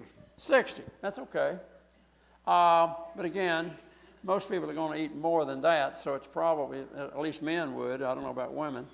They'd probably want 2 or 3 platefuls. 2 cupfuls. Okay, what's the highest on the right-hand side? Rice Chex, 127. If you go down the aisle of any grocery store, and I would ask you to do that, especially if you have children, it is amazing how many different sugars have been invented. Long rows of stuff. All kinds of stuff. But almost invariably, that sugar level is just like the one you just read. At least, 10 grams? Is that what it was? The one you just read on the right. The Rice Chex? Yeah. 127. 127. Yeah, that's just about right. That's again, remember, if your blood sugar level stays at 130, you're regarded as a diabetic, okay? But now your body can handle it. It'll bring it back down. Don't panic just because you ate high. We're talking about people who are eating large amounts every meal, and I'm going to show you the effect of exercise in a few minutes on that, and the fiber. One of the first things you learn in your class is that you've got to have the fiber, and if you've got fiber, exercise, and these things, you should be okay. It's not, and you're going to see the role on fat, here in a few minutes. Fat is a huge factor on it, okay? All right, anything else in that you might see interesting? If not, let's go to the next category. Notice what's not there. Okay. Little Debbie's. I think you're the first one that's ever brought that up, but I guess I need to buy some Little Debbie's and just see what's in it. But I think they probably are pretty close to everybody else's. The only advantage they've always said is that they don't use animal fat and stuff like that. But from a sugar standpoint, I can't comment on it. Okay. Fruits. What? Fruits are the next All right, now the sugar glycemic in index. fruit is fructose. Fructose. Now, folks, pay attention to this. This is extremely critical. You may already know it. Even more so than the other sugars, fiber is extremely important. So think about it. If you have whatever it is, let's just start and I'll come back to that. What's the first one on the left? Cherries. Cherries. A cup of cherries will get your blood sugar level up to 32. 32. Look at the highest on the right, watermelon. 103. And I'm telling you, folks, that's one slice. Now, you tell me what man is. I haven't eaten all last year. I think I had maybe one watermelon, a little bit, but I probably ate half of it. That's what I'm saying. Who wants to eat one little slice? You know, and so that 100, it can be easily multiplied. Okay, but here's the point, folks. When you squeeze the juice out of these fruits, now you've created a problem. When you eat an apple, it's already got its fiber in there. That's how God made the fruit. Strawberries, you eat it the way it is, you've got the fiber in it. You don't have to worry about the fiber. Any of the fruit. But when you squeeze it out, and give it to kids, then what are you doing? You can see the problem, and I say that because I used to catch, and I still do occasionally, catch a ride with either my secretary or Fernando, one of the people that works at the conference office. Sometimes I meet next to this gas station. I just have to stand there. And in the past, I've seen this lady come driving in, obviously taking her kids to school, and about 3 little ones get out and go into the grocery store. And now they come with fruit juice. What they don't know, and if I had time, I can just tell you very quickly, that research shows that kids who are under 6 years of age, 3, 4, and 5, should have no more than 3 ounces of any kind of thing here without fiber in it. And most of these kids are getting all kind of stuff. And when my granddaughter was about 5, when she was, I think, 6 years old, I said, Aaliyah, because my daughter, they were giving her fruit juice, and I said, no, you should not be getting more than 6 teaspoons. And by the way, if you want to compare grams in this category, teaspoons, I think, is better for people to understand, because you know what a teaspoon is. Grams are hard to understand. And so I said, you should have no more than 6 teaspoons a day. She looks at this, and she says, this has already got like 6 teaspoons in it. I can't have any more of this the rest of the day. If a 6-year-old child can read the back of an ingredients, certainly adults should be able to. And I'm just telling you, you can look at the research if you want to, but all the way up to age 19, it is recommended that there be no more than 9 teaspoons, or if you go in grams, multiply 4 times 9, that'd be 36. And adults, really, it's recommended to have no more than 42 to 48, depending on your body size, of grams. So my point is, if you've got kids, grandkids, whatever, try to get them using the whole fruits, not just the juices, because that's where the problem is. Because if you drink whatever, apple juice, your body's going to have to work to make up for all that fiber that's not in there. Okay, let's go to the next one. Legumes and vegetables. Okay. What's at the top? Peanuts, 21. Parsnips, 139. Okay. Just a second. What's on the right? Don't use parsnips. Baked potatoes, right above that at baked 121. potato. What's the score of baked potato? 121. 121. Okay. Compared to the sweet potato on the left-hand side. 77. So again, just like the rice, you can see what we're talking about there. Go ahead. She had a question, I think. Do you have a question? She just said she didn't like parsnips. Oh, well, that's why I said don't use parsnips, because most people I have that same problem. Okay, can you tell me, what does that say here? Is this on the... Plant protein. Yeah, we'll use this when we get to protein. Okay. Okay, one more category. Is there another one? Sugars. Well, that was just summarizing the different kinds of sugars. So, now go one more picture. We're going to have to go on beyond that a little bit. We'll come back to that in just a minute. There's a picture we've left out. Go ahead. I'll stop it in a minute, and then we'll come back. Proteins. Keep going. It's the one on Fats. Harvard Medical School. We could have gone backwards. We didn't. 8 Secrets to Better Health. Well, go backwards then. I'm sorry. The picture we had earlier, the blue-green picture with, I thought we put one in there, but I didn't see it. Harvard Medical School, the one on. Are you going backwards? Yeah, keep going. We'll get there. There, okay. In regards to diabetes, this is critical. If you, again, Harvard Medical School, that if you walk for 30 minutes after you a meal, the walking, they said simply from the walk, will bring your sugar level back to where it was before you ate or even lower. Obviously, we didn't have time to do that, but I try to do that, folks. When I can do that, it's not always easy and possible, but boy, it is a factor. That just shows the importance, again, of exercise in regards to being diabetic. And so anyway, okay. Any questions on this? Because we need to keep moving. Anything on diabetics? Again, we're just giving a survey. What we do here in the afternoon is more of a survey to get you, to doing deeper studies. So we're going to go to the next category, which starts with our heart. We're back to, we talked about exercise. Now we're going to talk about diet. Your heart is about the size of your fist. As we know, it's made up of muscles and valves, along with, of course, other obvious things. Let's go to the next picture.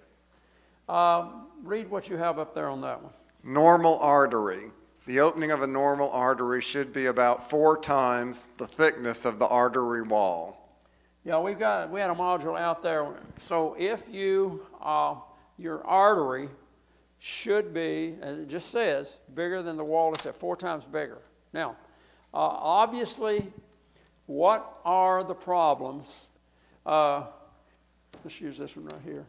And this one they probably can't see, but so let's go to this one. This is symbolic of an artery. You can see the red moving, carrying oxygen. It's nice and clean. Over here, we obviously have a trouble, and we know that the yellow is called plaque, okay? We can see that it's slowing down, and it's going to stop. And if it stops, and it's to your brain, you're going to have a stroke.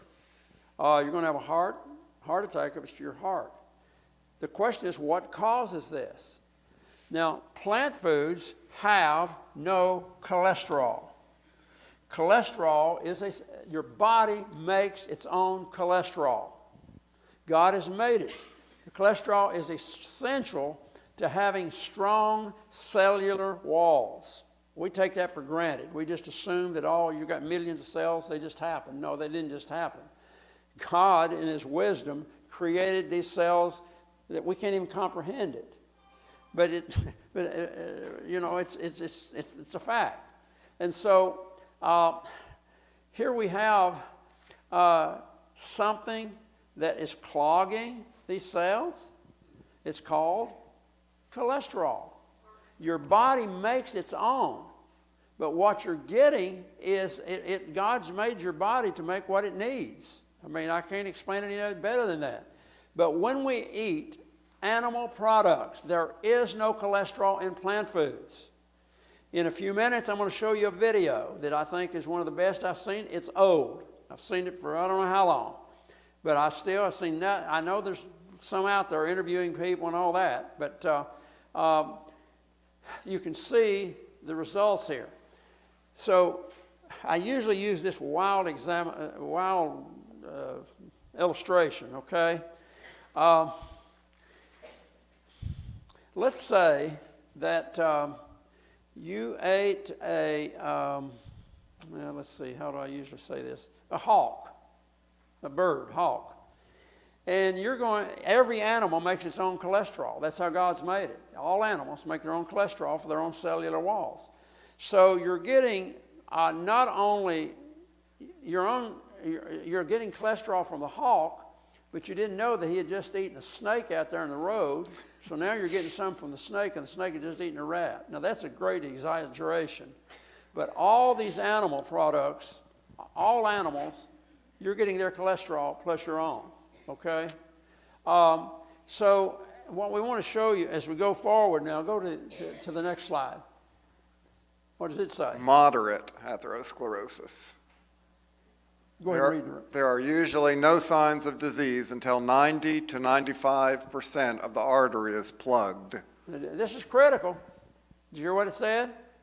There are going to be no signs that your heart artery is 90 to 95% clogged. That's why we recommend physical examinations at least every 2 years. I mean, I see people and they say they've never had a test. And folks, most people die with the first heart attack. That's just a statistical fact.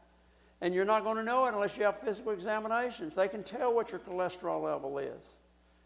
And folks, again, on your cholesterol level, now listen to this. Harvard Medical School, again, it's unbelievable. Running tests. And then we had a test, as you're going to hear him quote here in just a minute on the test, that was done, the largest heart test done. They did not find one single heart attack if cholesterol level was under 150. Doctors, and if you're a doctor, most doctors say, I'm not saying you do if you're a doctor, but most doctors say get it to 200 and it's okay. It's not okay. I'll use myself as an example of how this can change. I grew up going to public school, but I loved meat. But I decided when I was in the 11th grade to quit eating meat. I just became a vegetarian. Well, all those years, I was a vegetarian, but my cholesterol rate stayed over 200. At every 10 above doubles your chance for a heart attack. 210 compared to 200 doubles your chance for a heart attack. 220, 230. Folks, I was doing testing down in Perry, Georgia. We had it open to the community. And there was a young lady came in, I think she was like 30 years of age. Her cholesterol level was close to 300. Her sugar level was over 200. I mean, she didn't even have an idea of all these things. We've got to have tests. But anyway, not until about 23 years ago or more, I decided to stop eating other sources of cholesterol. Any animal products, cheese, milk, all those things. You're going to see it on the video. He's not a Seventh-day Adventist. It's just a scientific fact that you're getting the cholesterol in all these products. Now, here's what happened with me. Once I got off of it, I had trouble getting off of cheese. I wanted to just go back and slice Velveeta cheese and just eat Velveeta cheese. I finally got off of it. My cholesterol went from 200, 210 to under 150. It's been as low as 133. Sometimes it's been 155, and I thought, uh-oh, what am I eating that's got cholesterol in it? Well, I think it was some cinnamon rolls I found at Food Lion that probably had eggs in it. Some of these things are hidden. And folks, we're not talking about right or wrong or sin or not sin. We're talking about from a cholesterol standpoint. You know, there's always exceptions to all rules. But one egg has 200 milligrams of cholesterol. And I'm going to show you in just a moment after the next slide up here, folks, how many, 200 milligrams of one egg? There's 2 eggs in a lot of pieces of stuff that you eat. Now, again, I'm not here to scare you or anything else. I'm just giving you an educational fact. All right, what's the next slide say? Look at this one. Severe atherosclerosis. This artery is 99% plugged with buildup of cholesterol and plaque. Okay, so let's go to the next slide. Now, there's 2 factors, and I'm going to try to shorten this up a little bit because I know what the problem is. I get it from my son, for one thing. He's big into weightlifting, all these things. But he also, he's always telling me, Dad, my coach says that I need 200 grams of protein a day. I don't know if we missed it up there a moment ago, but the protein, is it up This there is the right proteins slide. now? Okay, go ahead and read what's up there. Chemically break down into amino acids, the building blocks for hormones, enzymes, structural components of hard parts of the body, such as bones, fingernails, hair, and muscle tissue. Now, don't miss all those the reasons that we need protein. It converts to amino acids. That's the name, whatever. But you notice all those things we need to have strong bones. We need all of these things that make these. But does it tell you how much you need? Let's go to the next slide.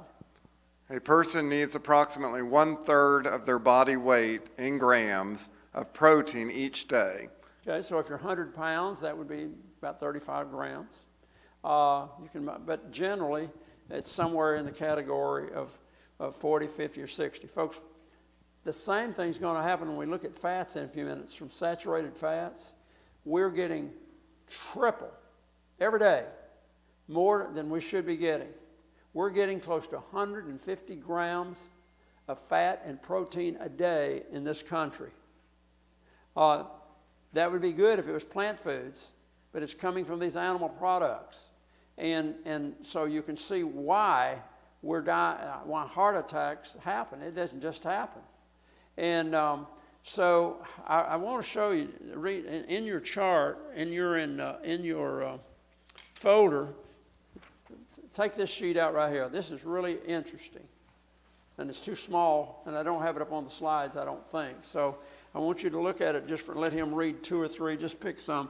This is showing, and it'll tell you how much protein is in certain things. Like, for example, I used to weigh 200 and all that, so I decided to change my way I was eating, and I went to almost all nuts in the morning, a variety of nuts, plus the blueberries I was talking about. And believe it or not, I went from 200 down to about 160. Now, my kids talk about how skinny I am, but it's better as we get older. But I want you to listen, just read a few of these.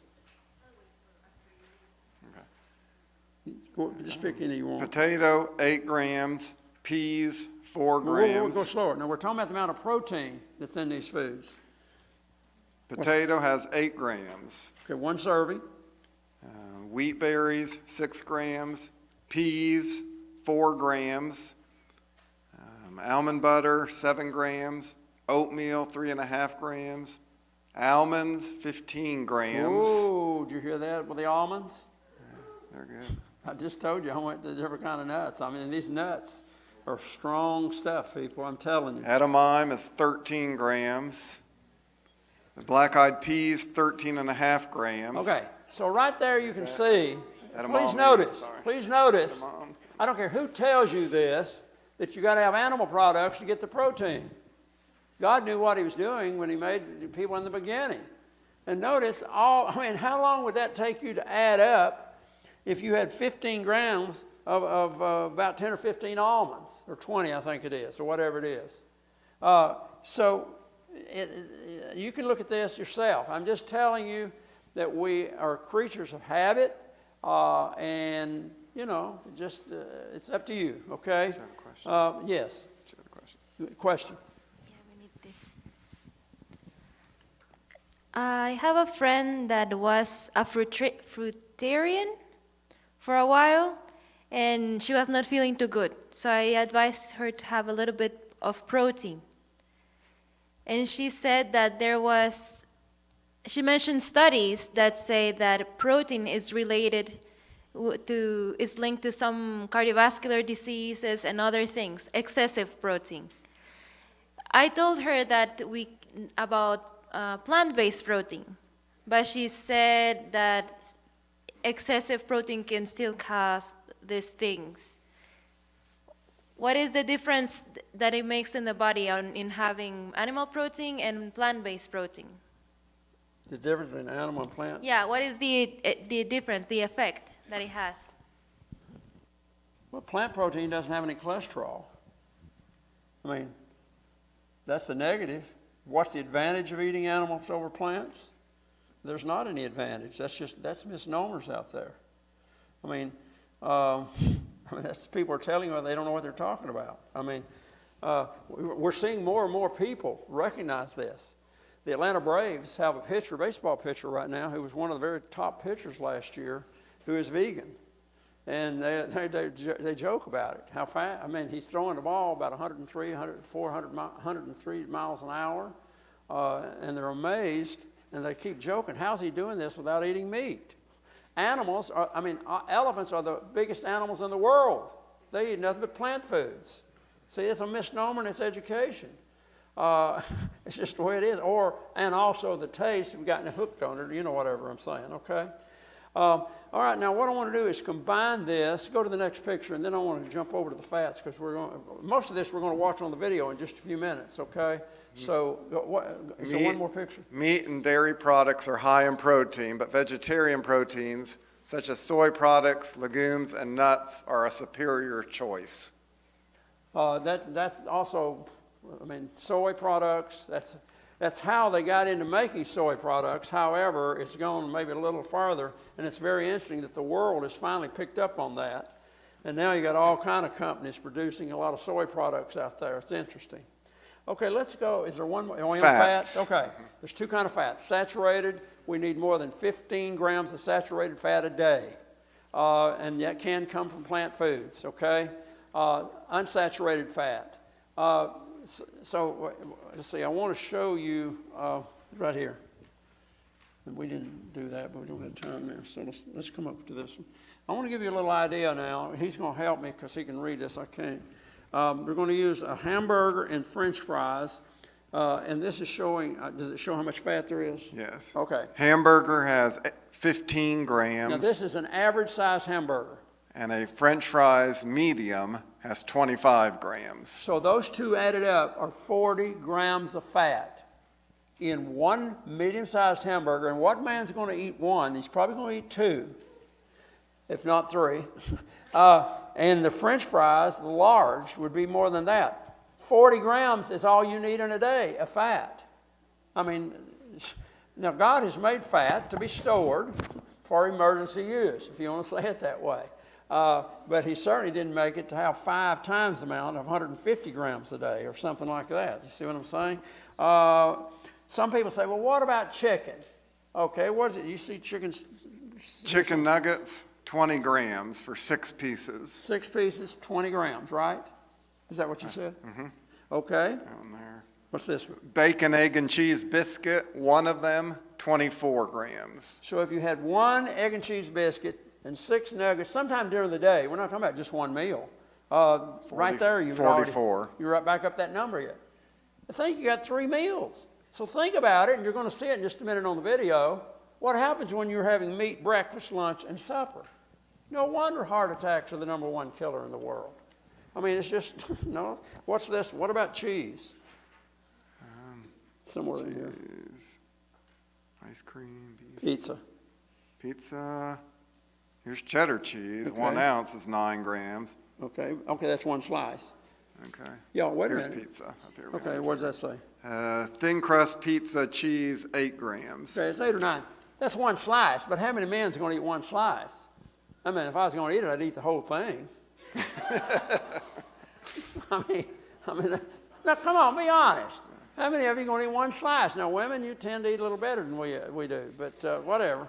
So I think you can see the point here, folks. All I can do is kind of encourage you. Now, I do want to show you one thing that's critical. Where's my little bottle? Oh, right there. Fell Yeah, over. I'm going to pass this around before the video starts. This is a day's worth of fat in the American diet on the average. The average amount doesn't look like much. The red is the blood, okay?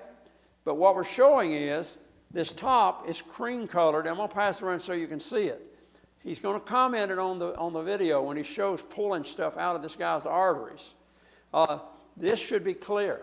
This should be clear. It's not clear because this is symbolic of animal fat during a day. Doesn't look like much, but over a period of time, it is a factor, okay? So we'll start it over here so it can end up over here if you don't mind, just kind of if you want to shake it up or whatever, okay?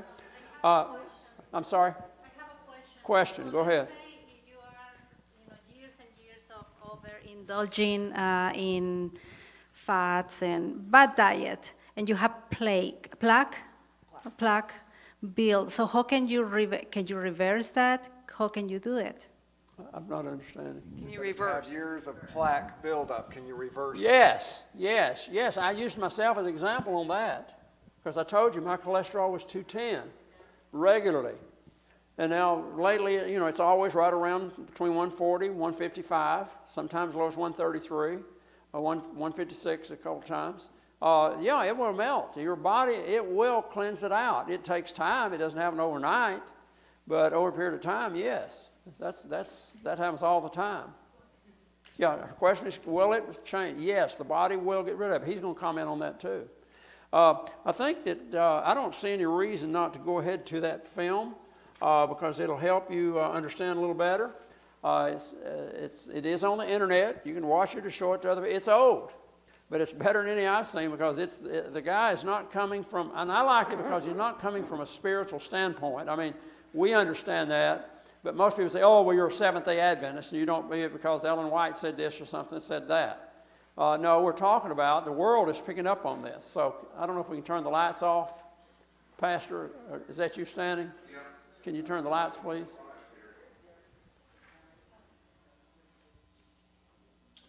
Especially these up here. There seems to be a light up here. Oh, very good, thank you.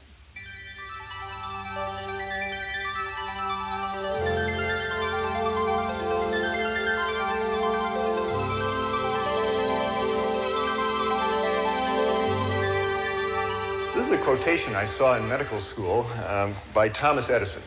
It said, "The doctor of the future will give no medicine, but instead will interest his patient in the care of the human frame, in diet, and in the cause and prevention of disease."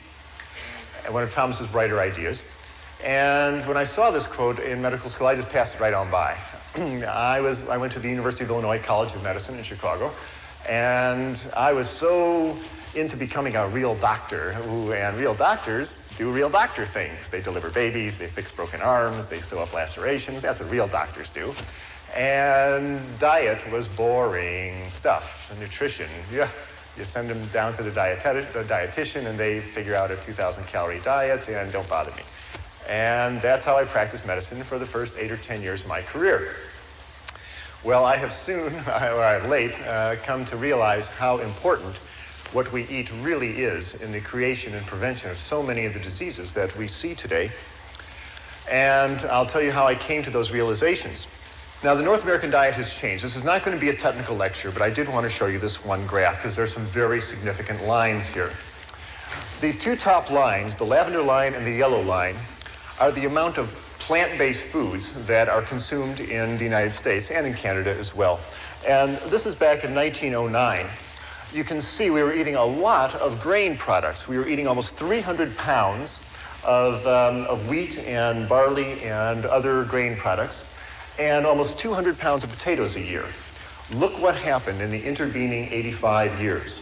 Our consumption of wheat and grain products have fallen to half of their 1909 level, and our potato consumption has fallen to half of their 1909 level.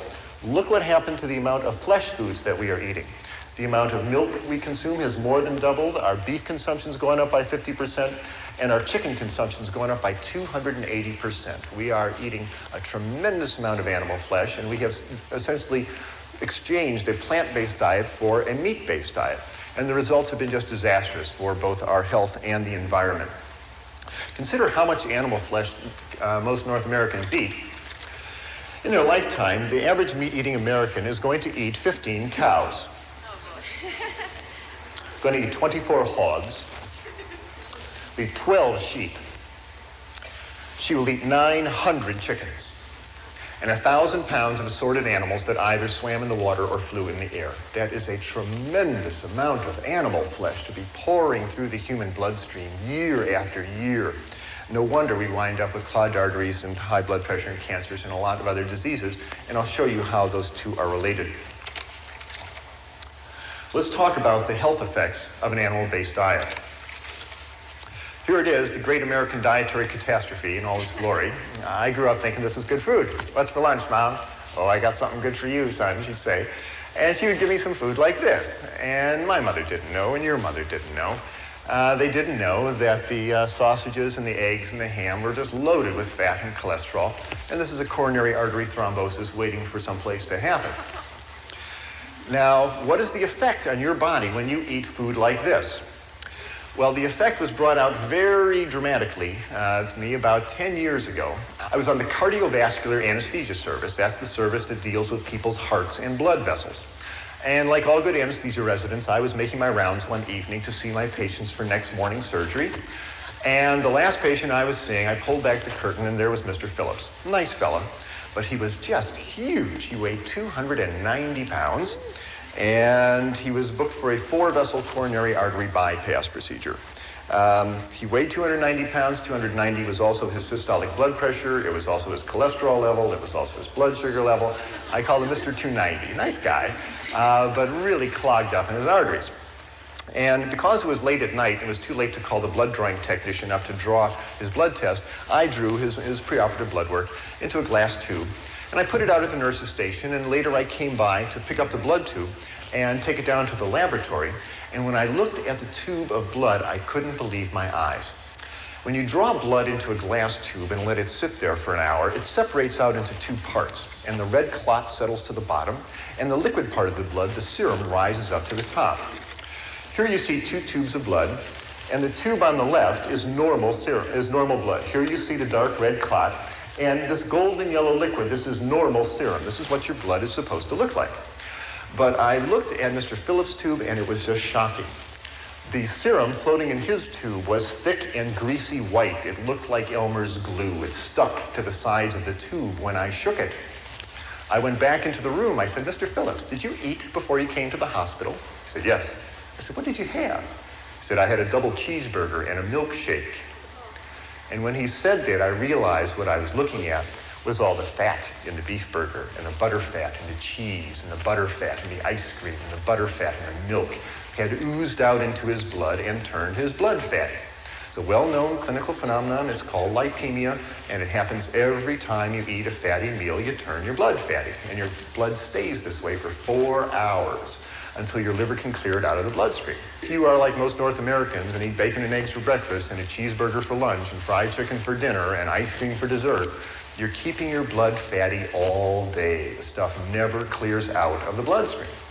You keep your blood fatty for 40 years, 50 years, 60 years. What do you think is going to happen to the arteries carrying all that fat? I will show you what happens to the arteries carrying all that fat in a few minutes, but it's a disaster. There's a lot of fat in the North American diet, and it's hidden in most foods. You can see the fat around a T-bone steak, but most of the fat is in the muscle of the animal, and it's hidden in the dairy products. And most of the folks who present food to us don't want us to think about the fat, especially the fast food industry. They really don't want you to think about how much fat is in their burgers and hot dogs, except one chain of fast food restaurants in Los Angeles. There is one burger chain that is very forthright about the reality of the fat content of their diet, and they come right out and tell you clearly on their marquee about the product that they're selling.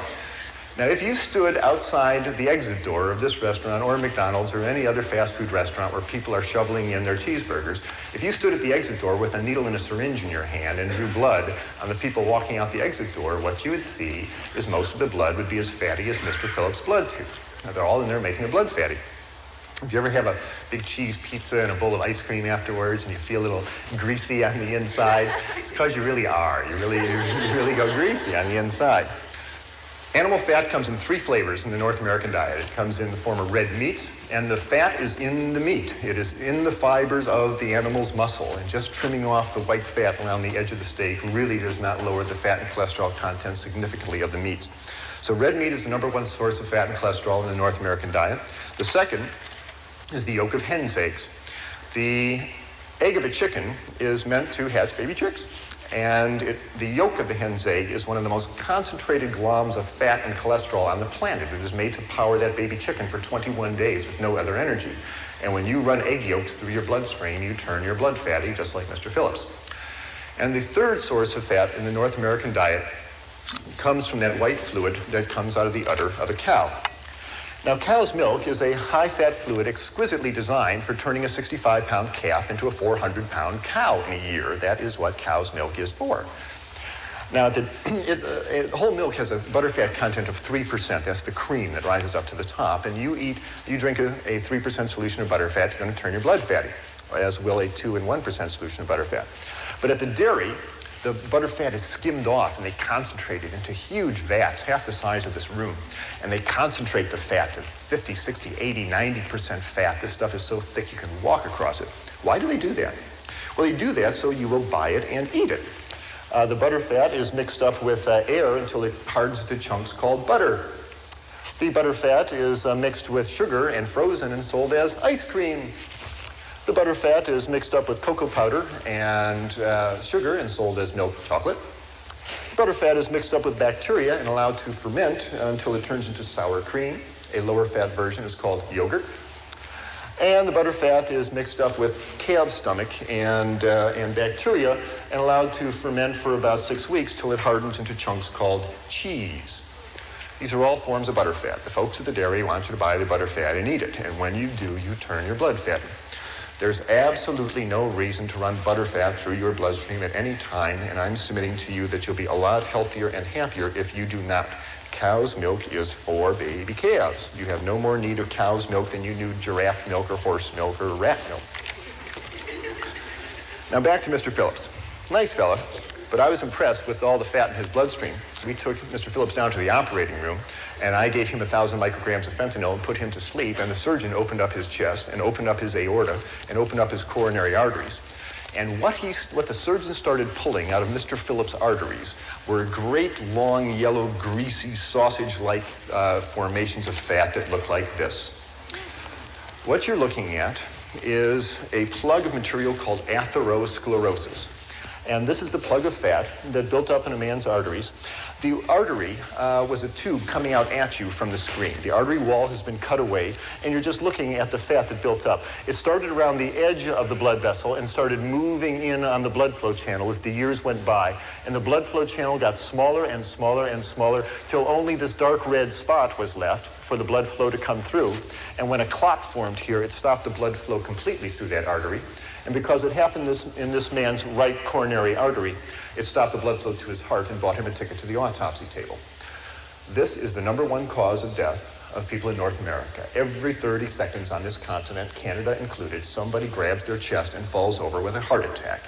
This is animal fat clogging up the arteries.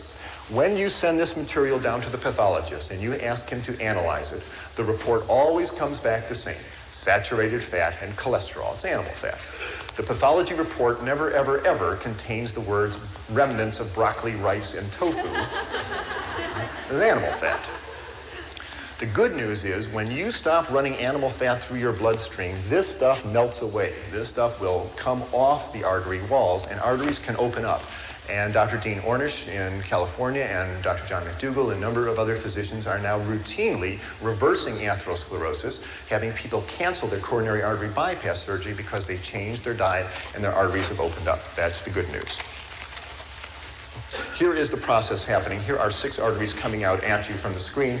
The dark red circle is the artery wall. The pink material is the atherosclerotic material clogging the artery. The white spot is the blood flow channel, which is getting smaller and smaller and smaller. Any organ dependent upon this blood vessel for its blood flow is in trouble. Fortunately, it's a reversible disease. This atherosclerotic material clogs arteries all over the body. It's just a matter of which artery to which organ clogs up first that gives you the symptoms. If the yellow atherosclerotic fat builds up in an artery going up to the brain, you will suffer a stroke. If it clogs an artery going to your kidney, you'll suffer kidney failure or high blood pressure. If the atherosclerotic material accumulates on the walls of large blood vessels like the aorta that takes blood from the heart down to the abdomen and legs, the artery walls become damaged and weaken. They lose their strength. And the high pressure in the blood vessel causes the artery to balloon out, forming an aneurysm, which can then rupture, leading to emergency surgery or death.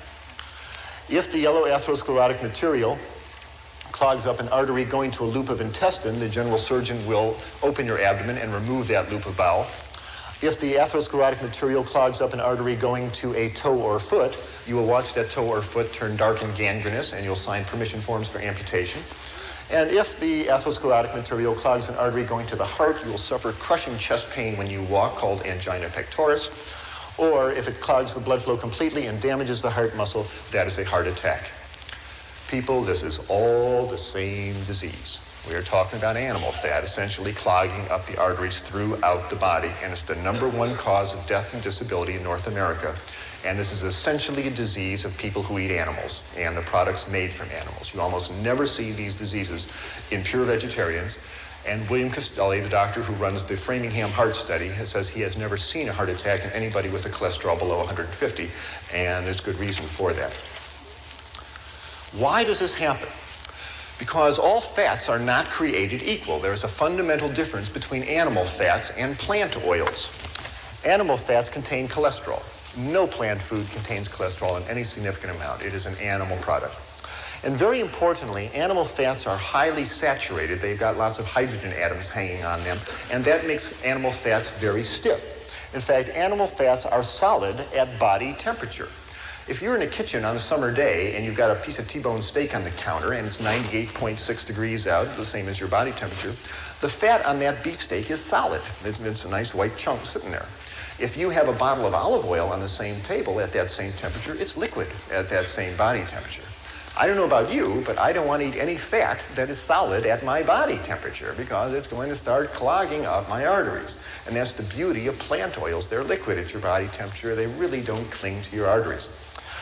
Animal fats contain a substance called arachidonic acid. And arachidonic acid stimulates the creation in the body of a substance called prostaglandin 2. And prostaglandin sets off lots of inflammatory reactions in the body that can irritate the blood vessels, perhaps contributing to atherosclerosis. It may well cause a lot of inflammatory reactions in the joints, the skin, the bronchial membranes, and other places.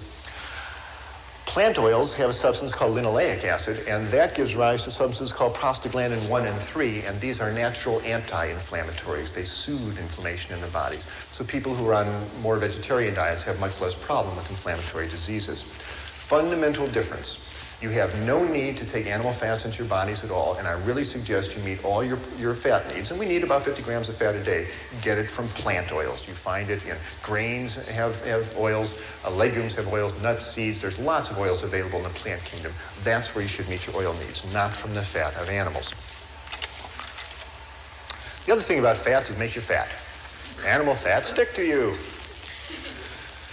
When you eat fats of animals, those fats wash through your bloodstream, and as they cross as they flow through your fat stores under your skin, they stick there. You've got fat cells looking for pre-made fats, and you eat the fat of animals, they stick there. What you see hanging on this man's abdomen really isn't even his fat. That is the fat of all the cows and pigs and chickens and ducks and turkeys and other slow animals that were walking past his table when he had a fork in his hand. Not his fat. The good news is, if he changes his diet and starts eating rice and vegetables and good plant-based foods, this stuff melts away, and people get leaner. It certainly happened to me. Remember the old nursery rhyme of Jack Sprat, who could eat no fat, his wife could eat no lean? You always see Jack portrayed as a lean fella because he ate no animal fats. Mrs. Sprat's always seen sitting down. She has a hard time getting up. Her knees hurt her, her blood pressure goes up, her diabetes gets out of control, so she's usually sitting down. The lesson of Jack Sprat was certainly not lost on me because back in the operating room in Vancouver, here I was, and now I'm the anesthetist, and I'm standing at the head of the table looking down into the surgical wound, and I'm seeing all this fat in these people's arteries. And I did most of my growing up on a dairy farm in Wisconsin. I've been milking cows since I was 6 and driving tractors since I was 8. And not only was Mr. Phillips eating all these animals, but so was Dr. Clapper. And I was eating cheese and chickens and various other slow animals, and I was getting concerned. Not only should my patients not run all that fat to their bloodstream, but this old doc shouldn't either. So I said to myself, if you don't have to run all this fat to your bloodstream, must you? What is the nutrients in meats and dairy products that if you don't eat them, you're going to be deficient of? So I opened up my books on biochemistry and physiology and nutrition, and guess what I found? There is absolutely no nutrient, no protein, no vitamin, no mineral, no nothing found in meats and dairy products that you cannot obtain on plant-based foods. Consider the biggest animals on the planet, elephants and buffaloes and giraffes. These are vegetarian animals. They grow to thousands of pounds of muscle and bone without ever eating cheeseburgers and pepperoni pizzas. We can do the same. We can certainly build our 140 pounds or whatever it is you need to build in your body. The human body has absolutely no nutritional requirements for animal flesh. If you open up Harrison's textbook of internal medicine, you will find no disease listed acute cow flesh deficiency. And there is no chronic chicken flesh deficiency. There is no such disease because we have no need for these substances whatsoever. Animal fats, they clog you up and they make you fat. 2 good reasons not to eat them. Here's a couple of more. It seems to be fairly clear as study after study comes out that if you are eating large amounts of fats in your diet, you are significantly raising your risk for cancer. If you are a woman eating a lot of fat in your diet, and that's talking about the hidden fat in cheeses and meats, etc., you increase your risk of cancer of the breast. Here are some countries that are compared by how much fat is eaten versus how many women die of breast cancer. And you can see that the Americans and the Dutch, with their big dairy industries, lead the way in not only fat consumption, they lead the way in breast cancer deaths. Thailand is a Buddhist country. They eat very little meat and dairy products, and breast cancers are so rare there, if you find a case of it, you report it at grand rounds. This seems to be a disease of diet, of a high-fat diet. If I were a woman with breast and I wanted to decrease my chances of getting breast cancer, I would get the fat out of my diet. And that includes excessive amounts of vegetable oil. You need a little bit of vegetable oil, but you don't want to slather 2 cups of corn oil over your spaghetti for any reason. Men are not spared the ravages of a high-fat diet either, because when a man eats lots of animal fats, those fats are turned into male hormones called androgens. And androgens stimulate the prostate gland to get big. In our society, when a man reaches 60 or 70 and his prostate gland gets big, his doctor puts his arm around the patient and says, well, George, that's just part of getting old, your prostate gland's getting big. No, it's not. That's 70 years of running androgen through that prostate gland. No wonder that gland gets big, and prostate cancer is the #1 killer of men. And if you compare countries of the world versus how much fat is eaten and how much men die of prostate cancer, sorts out just the same way. The more fat that is eaten in a country, the more the men die of prostate cancer. And again, it's a very rare disease in Thailand, where people eat rice and vegetables and traditional foods. So, animal fats. They clog you up, they make you fat, and they increase your risk for a number of types of cancers. There's 3 good reasons not to eat animal fats, and as I said, there's absolutely no reason to eat them ever. Now, I'm describing problems with eating animal flesh. They have too much fat, and that includes chicken and fish. Fish has a tremendous amount of fat and cholesterol in it, and chicken flesh is very fatty food. If you ever watch your mother make chicken soup, you ever see all that fat that rises up to the top there? Don't kid yourself that chicken is lean meat. It is not. There's just as much fat and cholesterol in chicken as there is in beef. Animal muscle is animal muscle, and when you eat it, it raises the level of fat in your blood, and you do not need it. There's another problem with eating animal flesh. It has too much protein. Now, when I was in medical school, I never heard the words too much protein. I thought the more protein, the better. Put them on a high-protein diet, make them strong. Tain't so. You better believe there's such a thing called too much protein, and most North Americans suffer from it. First of all, what is protein? Protein is the building block material that you use to make the hard structures of your body. Your fingernails are made of protein, your hair is made of protein, your bones are made of protein. It's the brick of our body. It's a solid substance. Now, you don't need very much protein during the day. You only need about 30 grams of protein a day. That's the weight of 10 pennies, okay? Imagine 10 pennies in your hand, that's how much protein you need. But look how much protein the typical North American consumes. On a typical North American eating day, a typical American who has bacon and eggs for breakfast and a glass of milk, who has a cheeseburger and milkshake lunch, and has a beefsteak dinner with a glass of milk and some ice cream for dessert, is clipping along at 150 grams of protein. That is a 5-day supply of protein. That is too much protein. Why? Because your body can't store protein. You can store fat, you can store carbohydrates, you can't store protein. So what happens? Well, your liver starts breaking down that protein, and as it metabolizes it, it releases all sorts of toxic nitrogen-containing waste like urea and ammonia and amino acid fragments. And these have a detrimental effect on the body, because as all these amino acid wastes go through your kidneys, it makes you lose calcium out of your urine. Why does that happen? Because there's fundamental differences between animal protein and plant protein. And I'm talking about the protein in meats and dairy products. Animal proteins contains amino acids that have sulfur, and sulfur makes extra acid in the body. And as acids wash through the bone, they dissolve calcium out of the bones. Plants have much less acid. Animal protein is very concentrated. The muscle of an animal is the most concentrated protein on the planet, and so there's a big bolt of protein that goes into your bloodstream as soon as you eat it. Plant protein is mixed up with fiber. When you eat whole grain rice or whole grain barley, it takes hours for that to be absorbed into your bloodstream. The absorption time is much, much slower. So the less acid nature of plant protein and its slower absorption rate means it's much gentler in the body, and it doesn't pull calcium out of your body. That's a very significant phenomenon. The phenomenon of protein pulling calcium out of your body is appropriately called protein-induced hypercalciuria, too much calcium going out in the urine. What I'm saying is, and it's well documented, when you eat a big bolt of animal protein, whether it be red meat or chicken or fish or even milk, the acid nature of the protein washes through the bones, dissolves the calcium, which then goes out in the urine. And what I'm telling you is that every time you eat a piece of chicken, and every time you eat a piece of fish, ladies, for the next 3 or 4 hours, you urinate calcium out of your body down the toilet. And the investigators who've documented this many times clearly say that high-protein diets cause a negative calcium balance, even in the presence of more than adequate dietary calcium. Even if you are taking calcium tablets and drinking milk, protein is such a potent yanker-outer of calcium out of your body that you will not be able to keep up with the calcium loss. Does that ring a bell with anybody? It did with the investigators.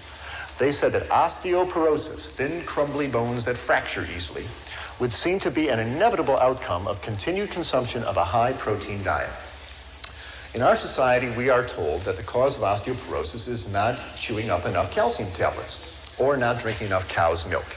And you're really told to believe this. There's a lot of medical evidence that says this just is not so. And this was clearly shown, I feel, in a study that was released by Cornell University recently, done by Dr. Colin Campbell, where they investigated thousands of people in the Republic of China. And they found that in this country, essentially osteoporosis is unheard of. They don't get osteoporosis. And women make it into their 80s, having nursed 5 children, and they have nice, strong bones. And yet here is a country that consumes essentially no dairy products. The milk isn't available, the cows aren't available, the refrigeration isn't available.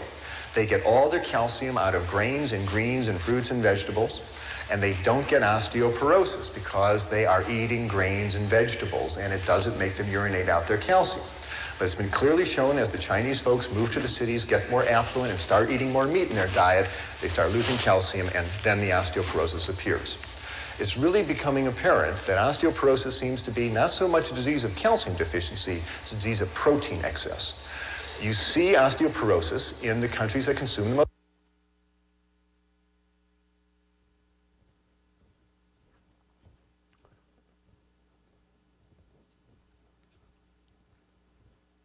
Okay, we can turn the lights on.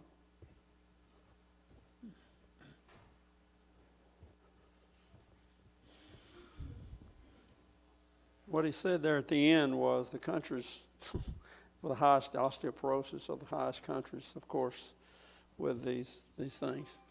Okay, before we close, I want to look at the last section on your page. At the back on the blue sheet, you'll find some information on the immune system. Basically, I just want to the blue sheet you can take home and read. I would like to, though, just summarize some things.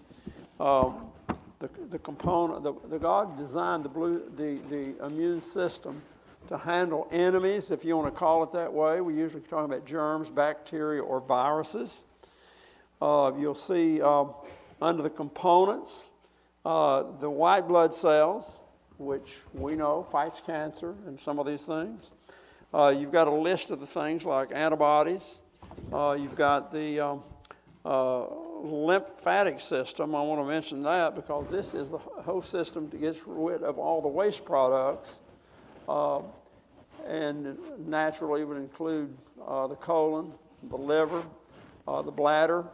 So all of these different systems to have a perfect immune system would be to have all of them working in a healthy way.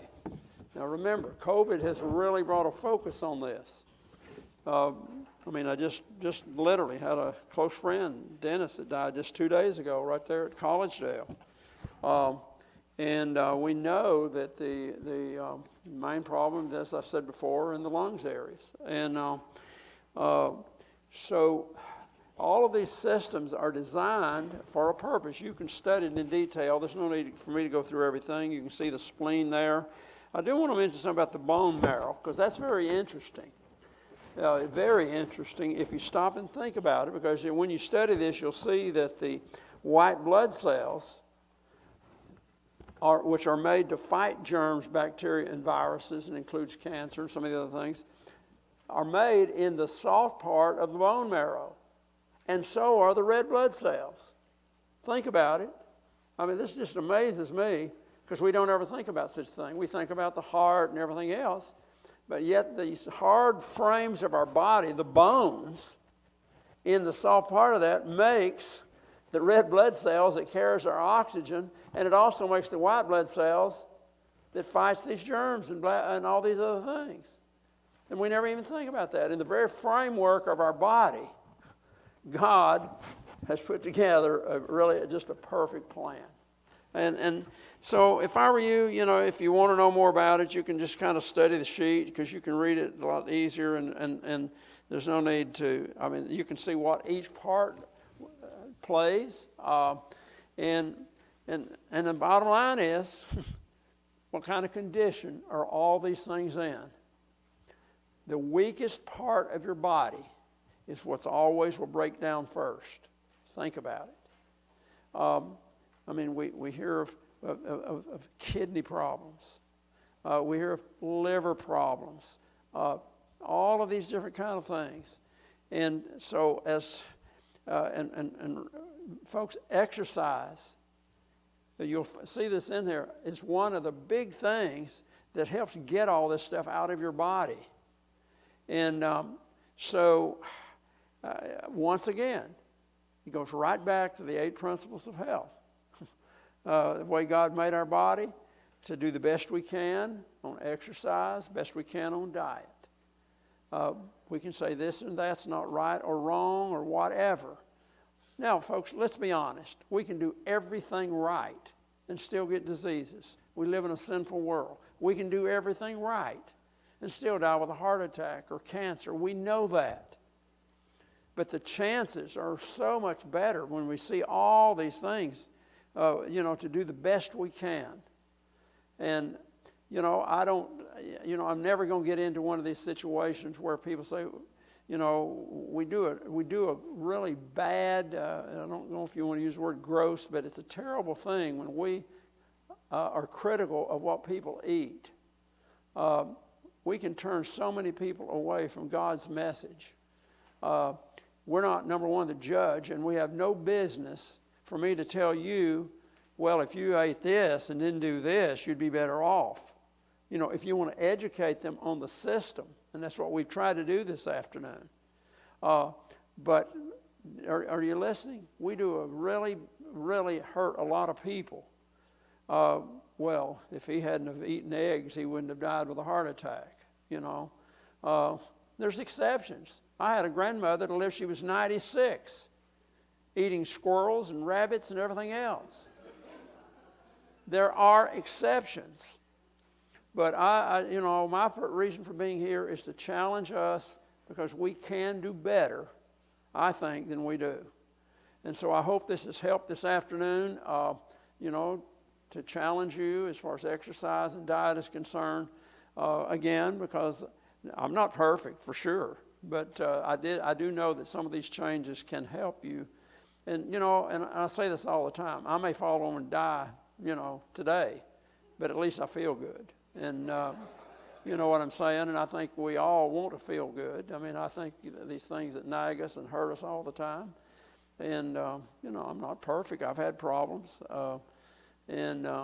So anyway, are there any questions before we close? I would take that blue sheet and at least read through and make sure we understand the immune system as we talk to people and encourage them to see how treating all of these organs the right way, then they've got a better chance to feel good and to live longer. You can go by statistics or anything like that, and I just want to encourage us. That's the only reason I do what I'm doing, to encourage us, because I know that we can do better. We live by habits. I said that this morning, and if you feel like you need to make changes, take it to the Lord. Say, Lord, I've been doing this a long time, and if it's your will to help me or whatever, He'll help you. But again, let's not be negative and do this stuff. If you eat a pizza and you eat this stuff, I hear that stuff all the time, and that's just not right. For us, our job as Christians is to educate, not what's another word? Condemn. What? Not condemn. Yeah, there you go. Yeah. In just a moment, we're going to close with prayer, and then we'll have our drawing. If you'll bring up the bowl. Did anybody not get any tickets? This won't take long as far as the drawing, because what we're drawing for really to start with is this music CD or this DVD, which is off of the internet. Like I said, all their videos. I did, Pastor, want to give, where did that go? The book. Somebody just had it to me a minute ago and asked me about it, the one on evangelism. Did you? It was in the middle there. I don't know where it went. Well, somebody handed it to me a minute ago. Oh, here it is. Yeah. This actually should go to the personal ministries leader, if there is one, or to the pastor. This is actually written by,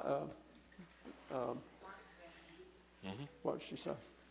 Yeah, by the Finleys, yeah. Okay, let me have prayer, and then we'll continue. Heavenly Father, I thank you for this Sabbath. I thank you that all these people stayed, Lord. They could have done other things today, and we thank you for being with us. We've tried to understand your principles. None of us are perfect, but we realize that we can grow and we can learn. So I ask that you will bless each individual that has stayed. You know each situation. And Lord, whatever the situation is that might help them, just impress upon them of how you will help them to look at any of these issues, of how we can make positive changes. So bless everybody. We thank you, Lord, again for this church, the tremendous number of people that are stayed. And again, Lord, so impressed by all these kids here this morning. We need to help them and encourage them. We know that we're living in the closing hours of human history. And Lord, I'd ask us again, as we talked about this morning, to help us to each day give you our will and to spend time in your word. And Lord, we know that you have promised to pour out your Spirit. And we know that's going to be on an individual basis. And Lord, we know that when that happens, it will become magnification in this church, not just addition. So bless the pastor, bless the leadership, and now bless us as we leave. In Jesus' name, amen. So EW, is it okay for people after we do the drawing, and can they just get whatever they want up here? And okay, I've said it before y'all. Some of y'all were not in here probably because we started maybe a few minutes. Because of the size of the crowd, if I were you, I would only take maybe one magazine off this table, maybe per person, and then only one over here until we're finished. Now, after that, if you want to take everything that's there, I don't care, but I want everybody to have a chance to take things that you want. As I mentioned this morning, or before we started, some of these things are new. This one right here is very good on the 8 principles of health. Let's see, this one also is fairly new. Now, these are pretty expensive. These are coming out of I forgot the printer. Pacific Press.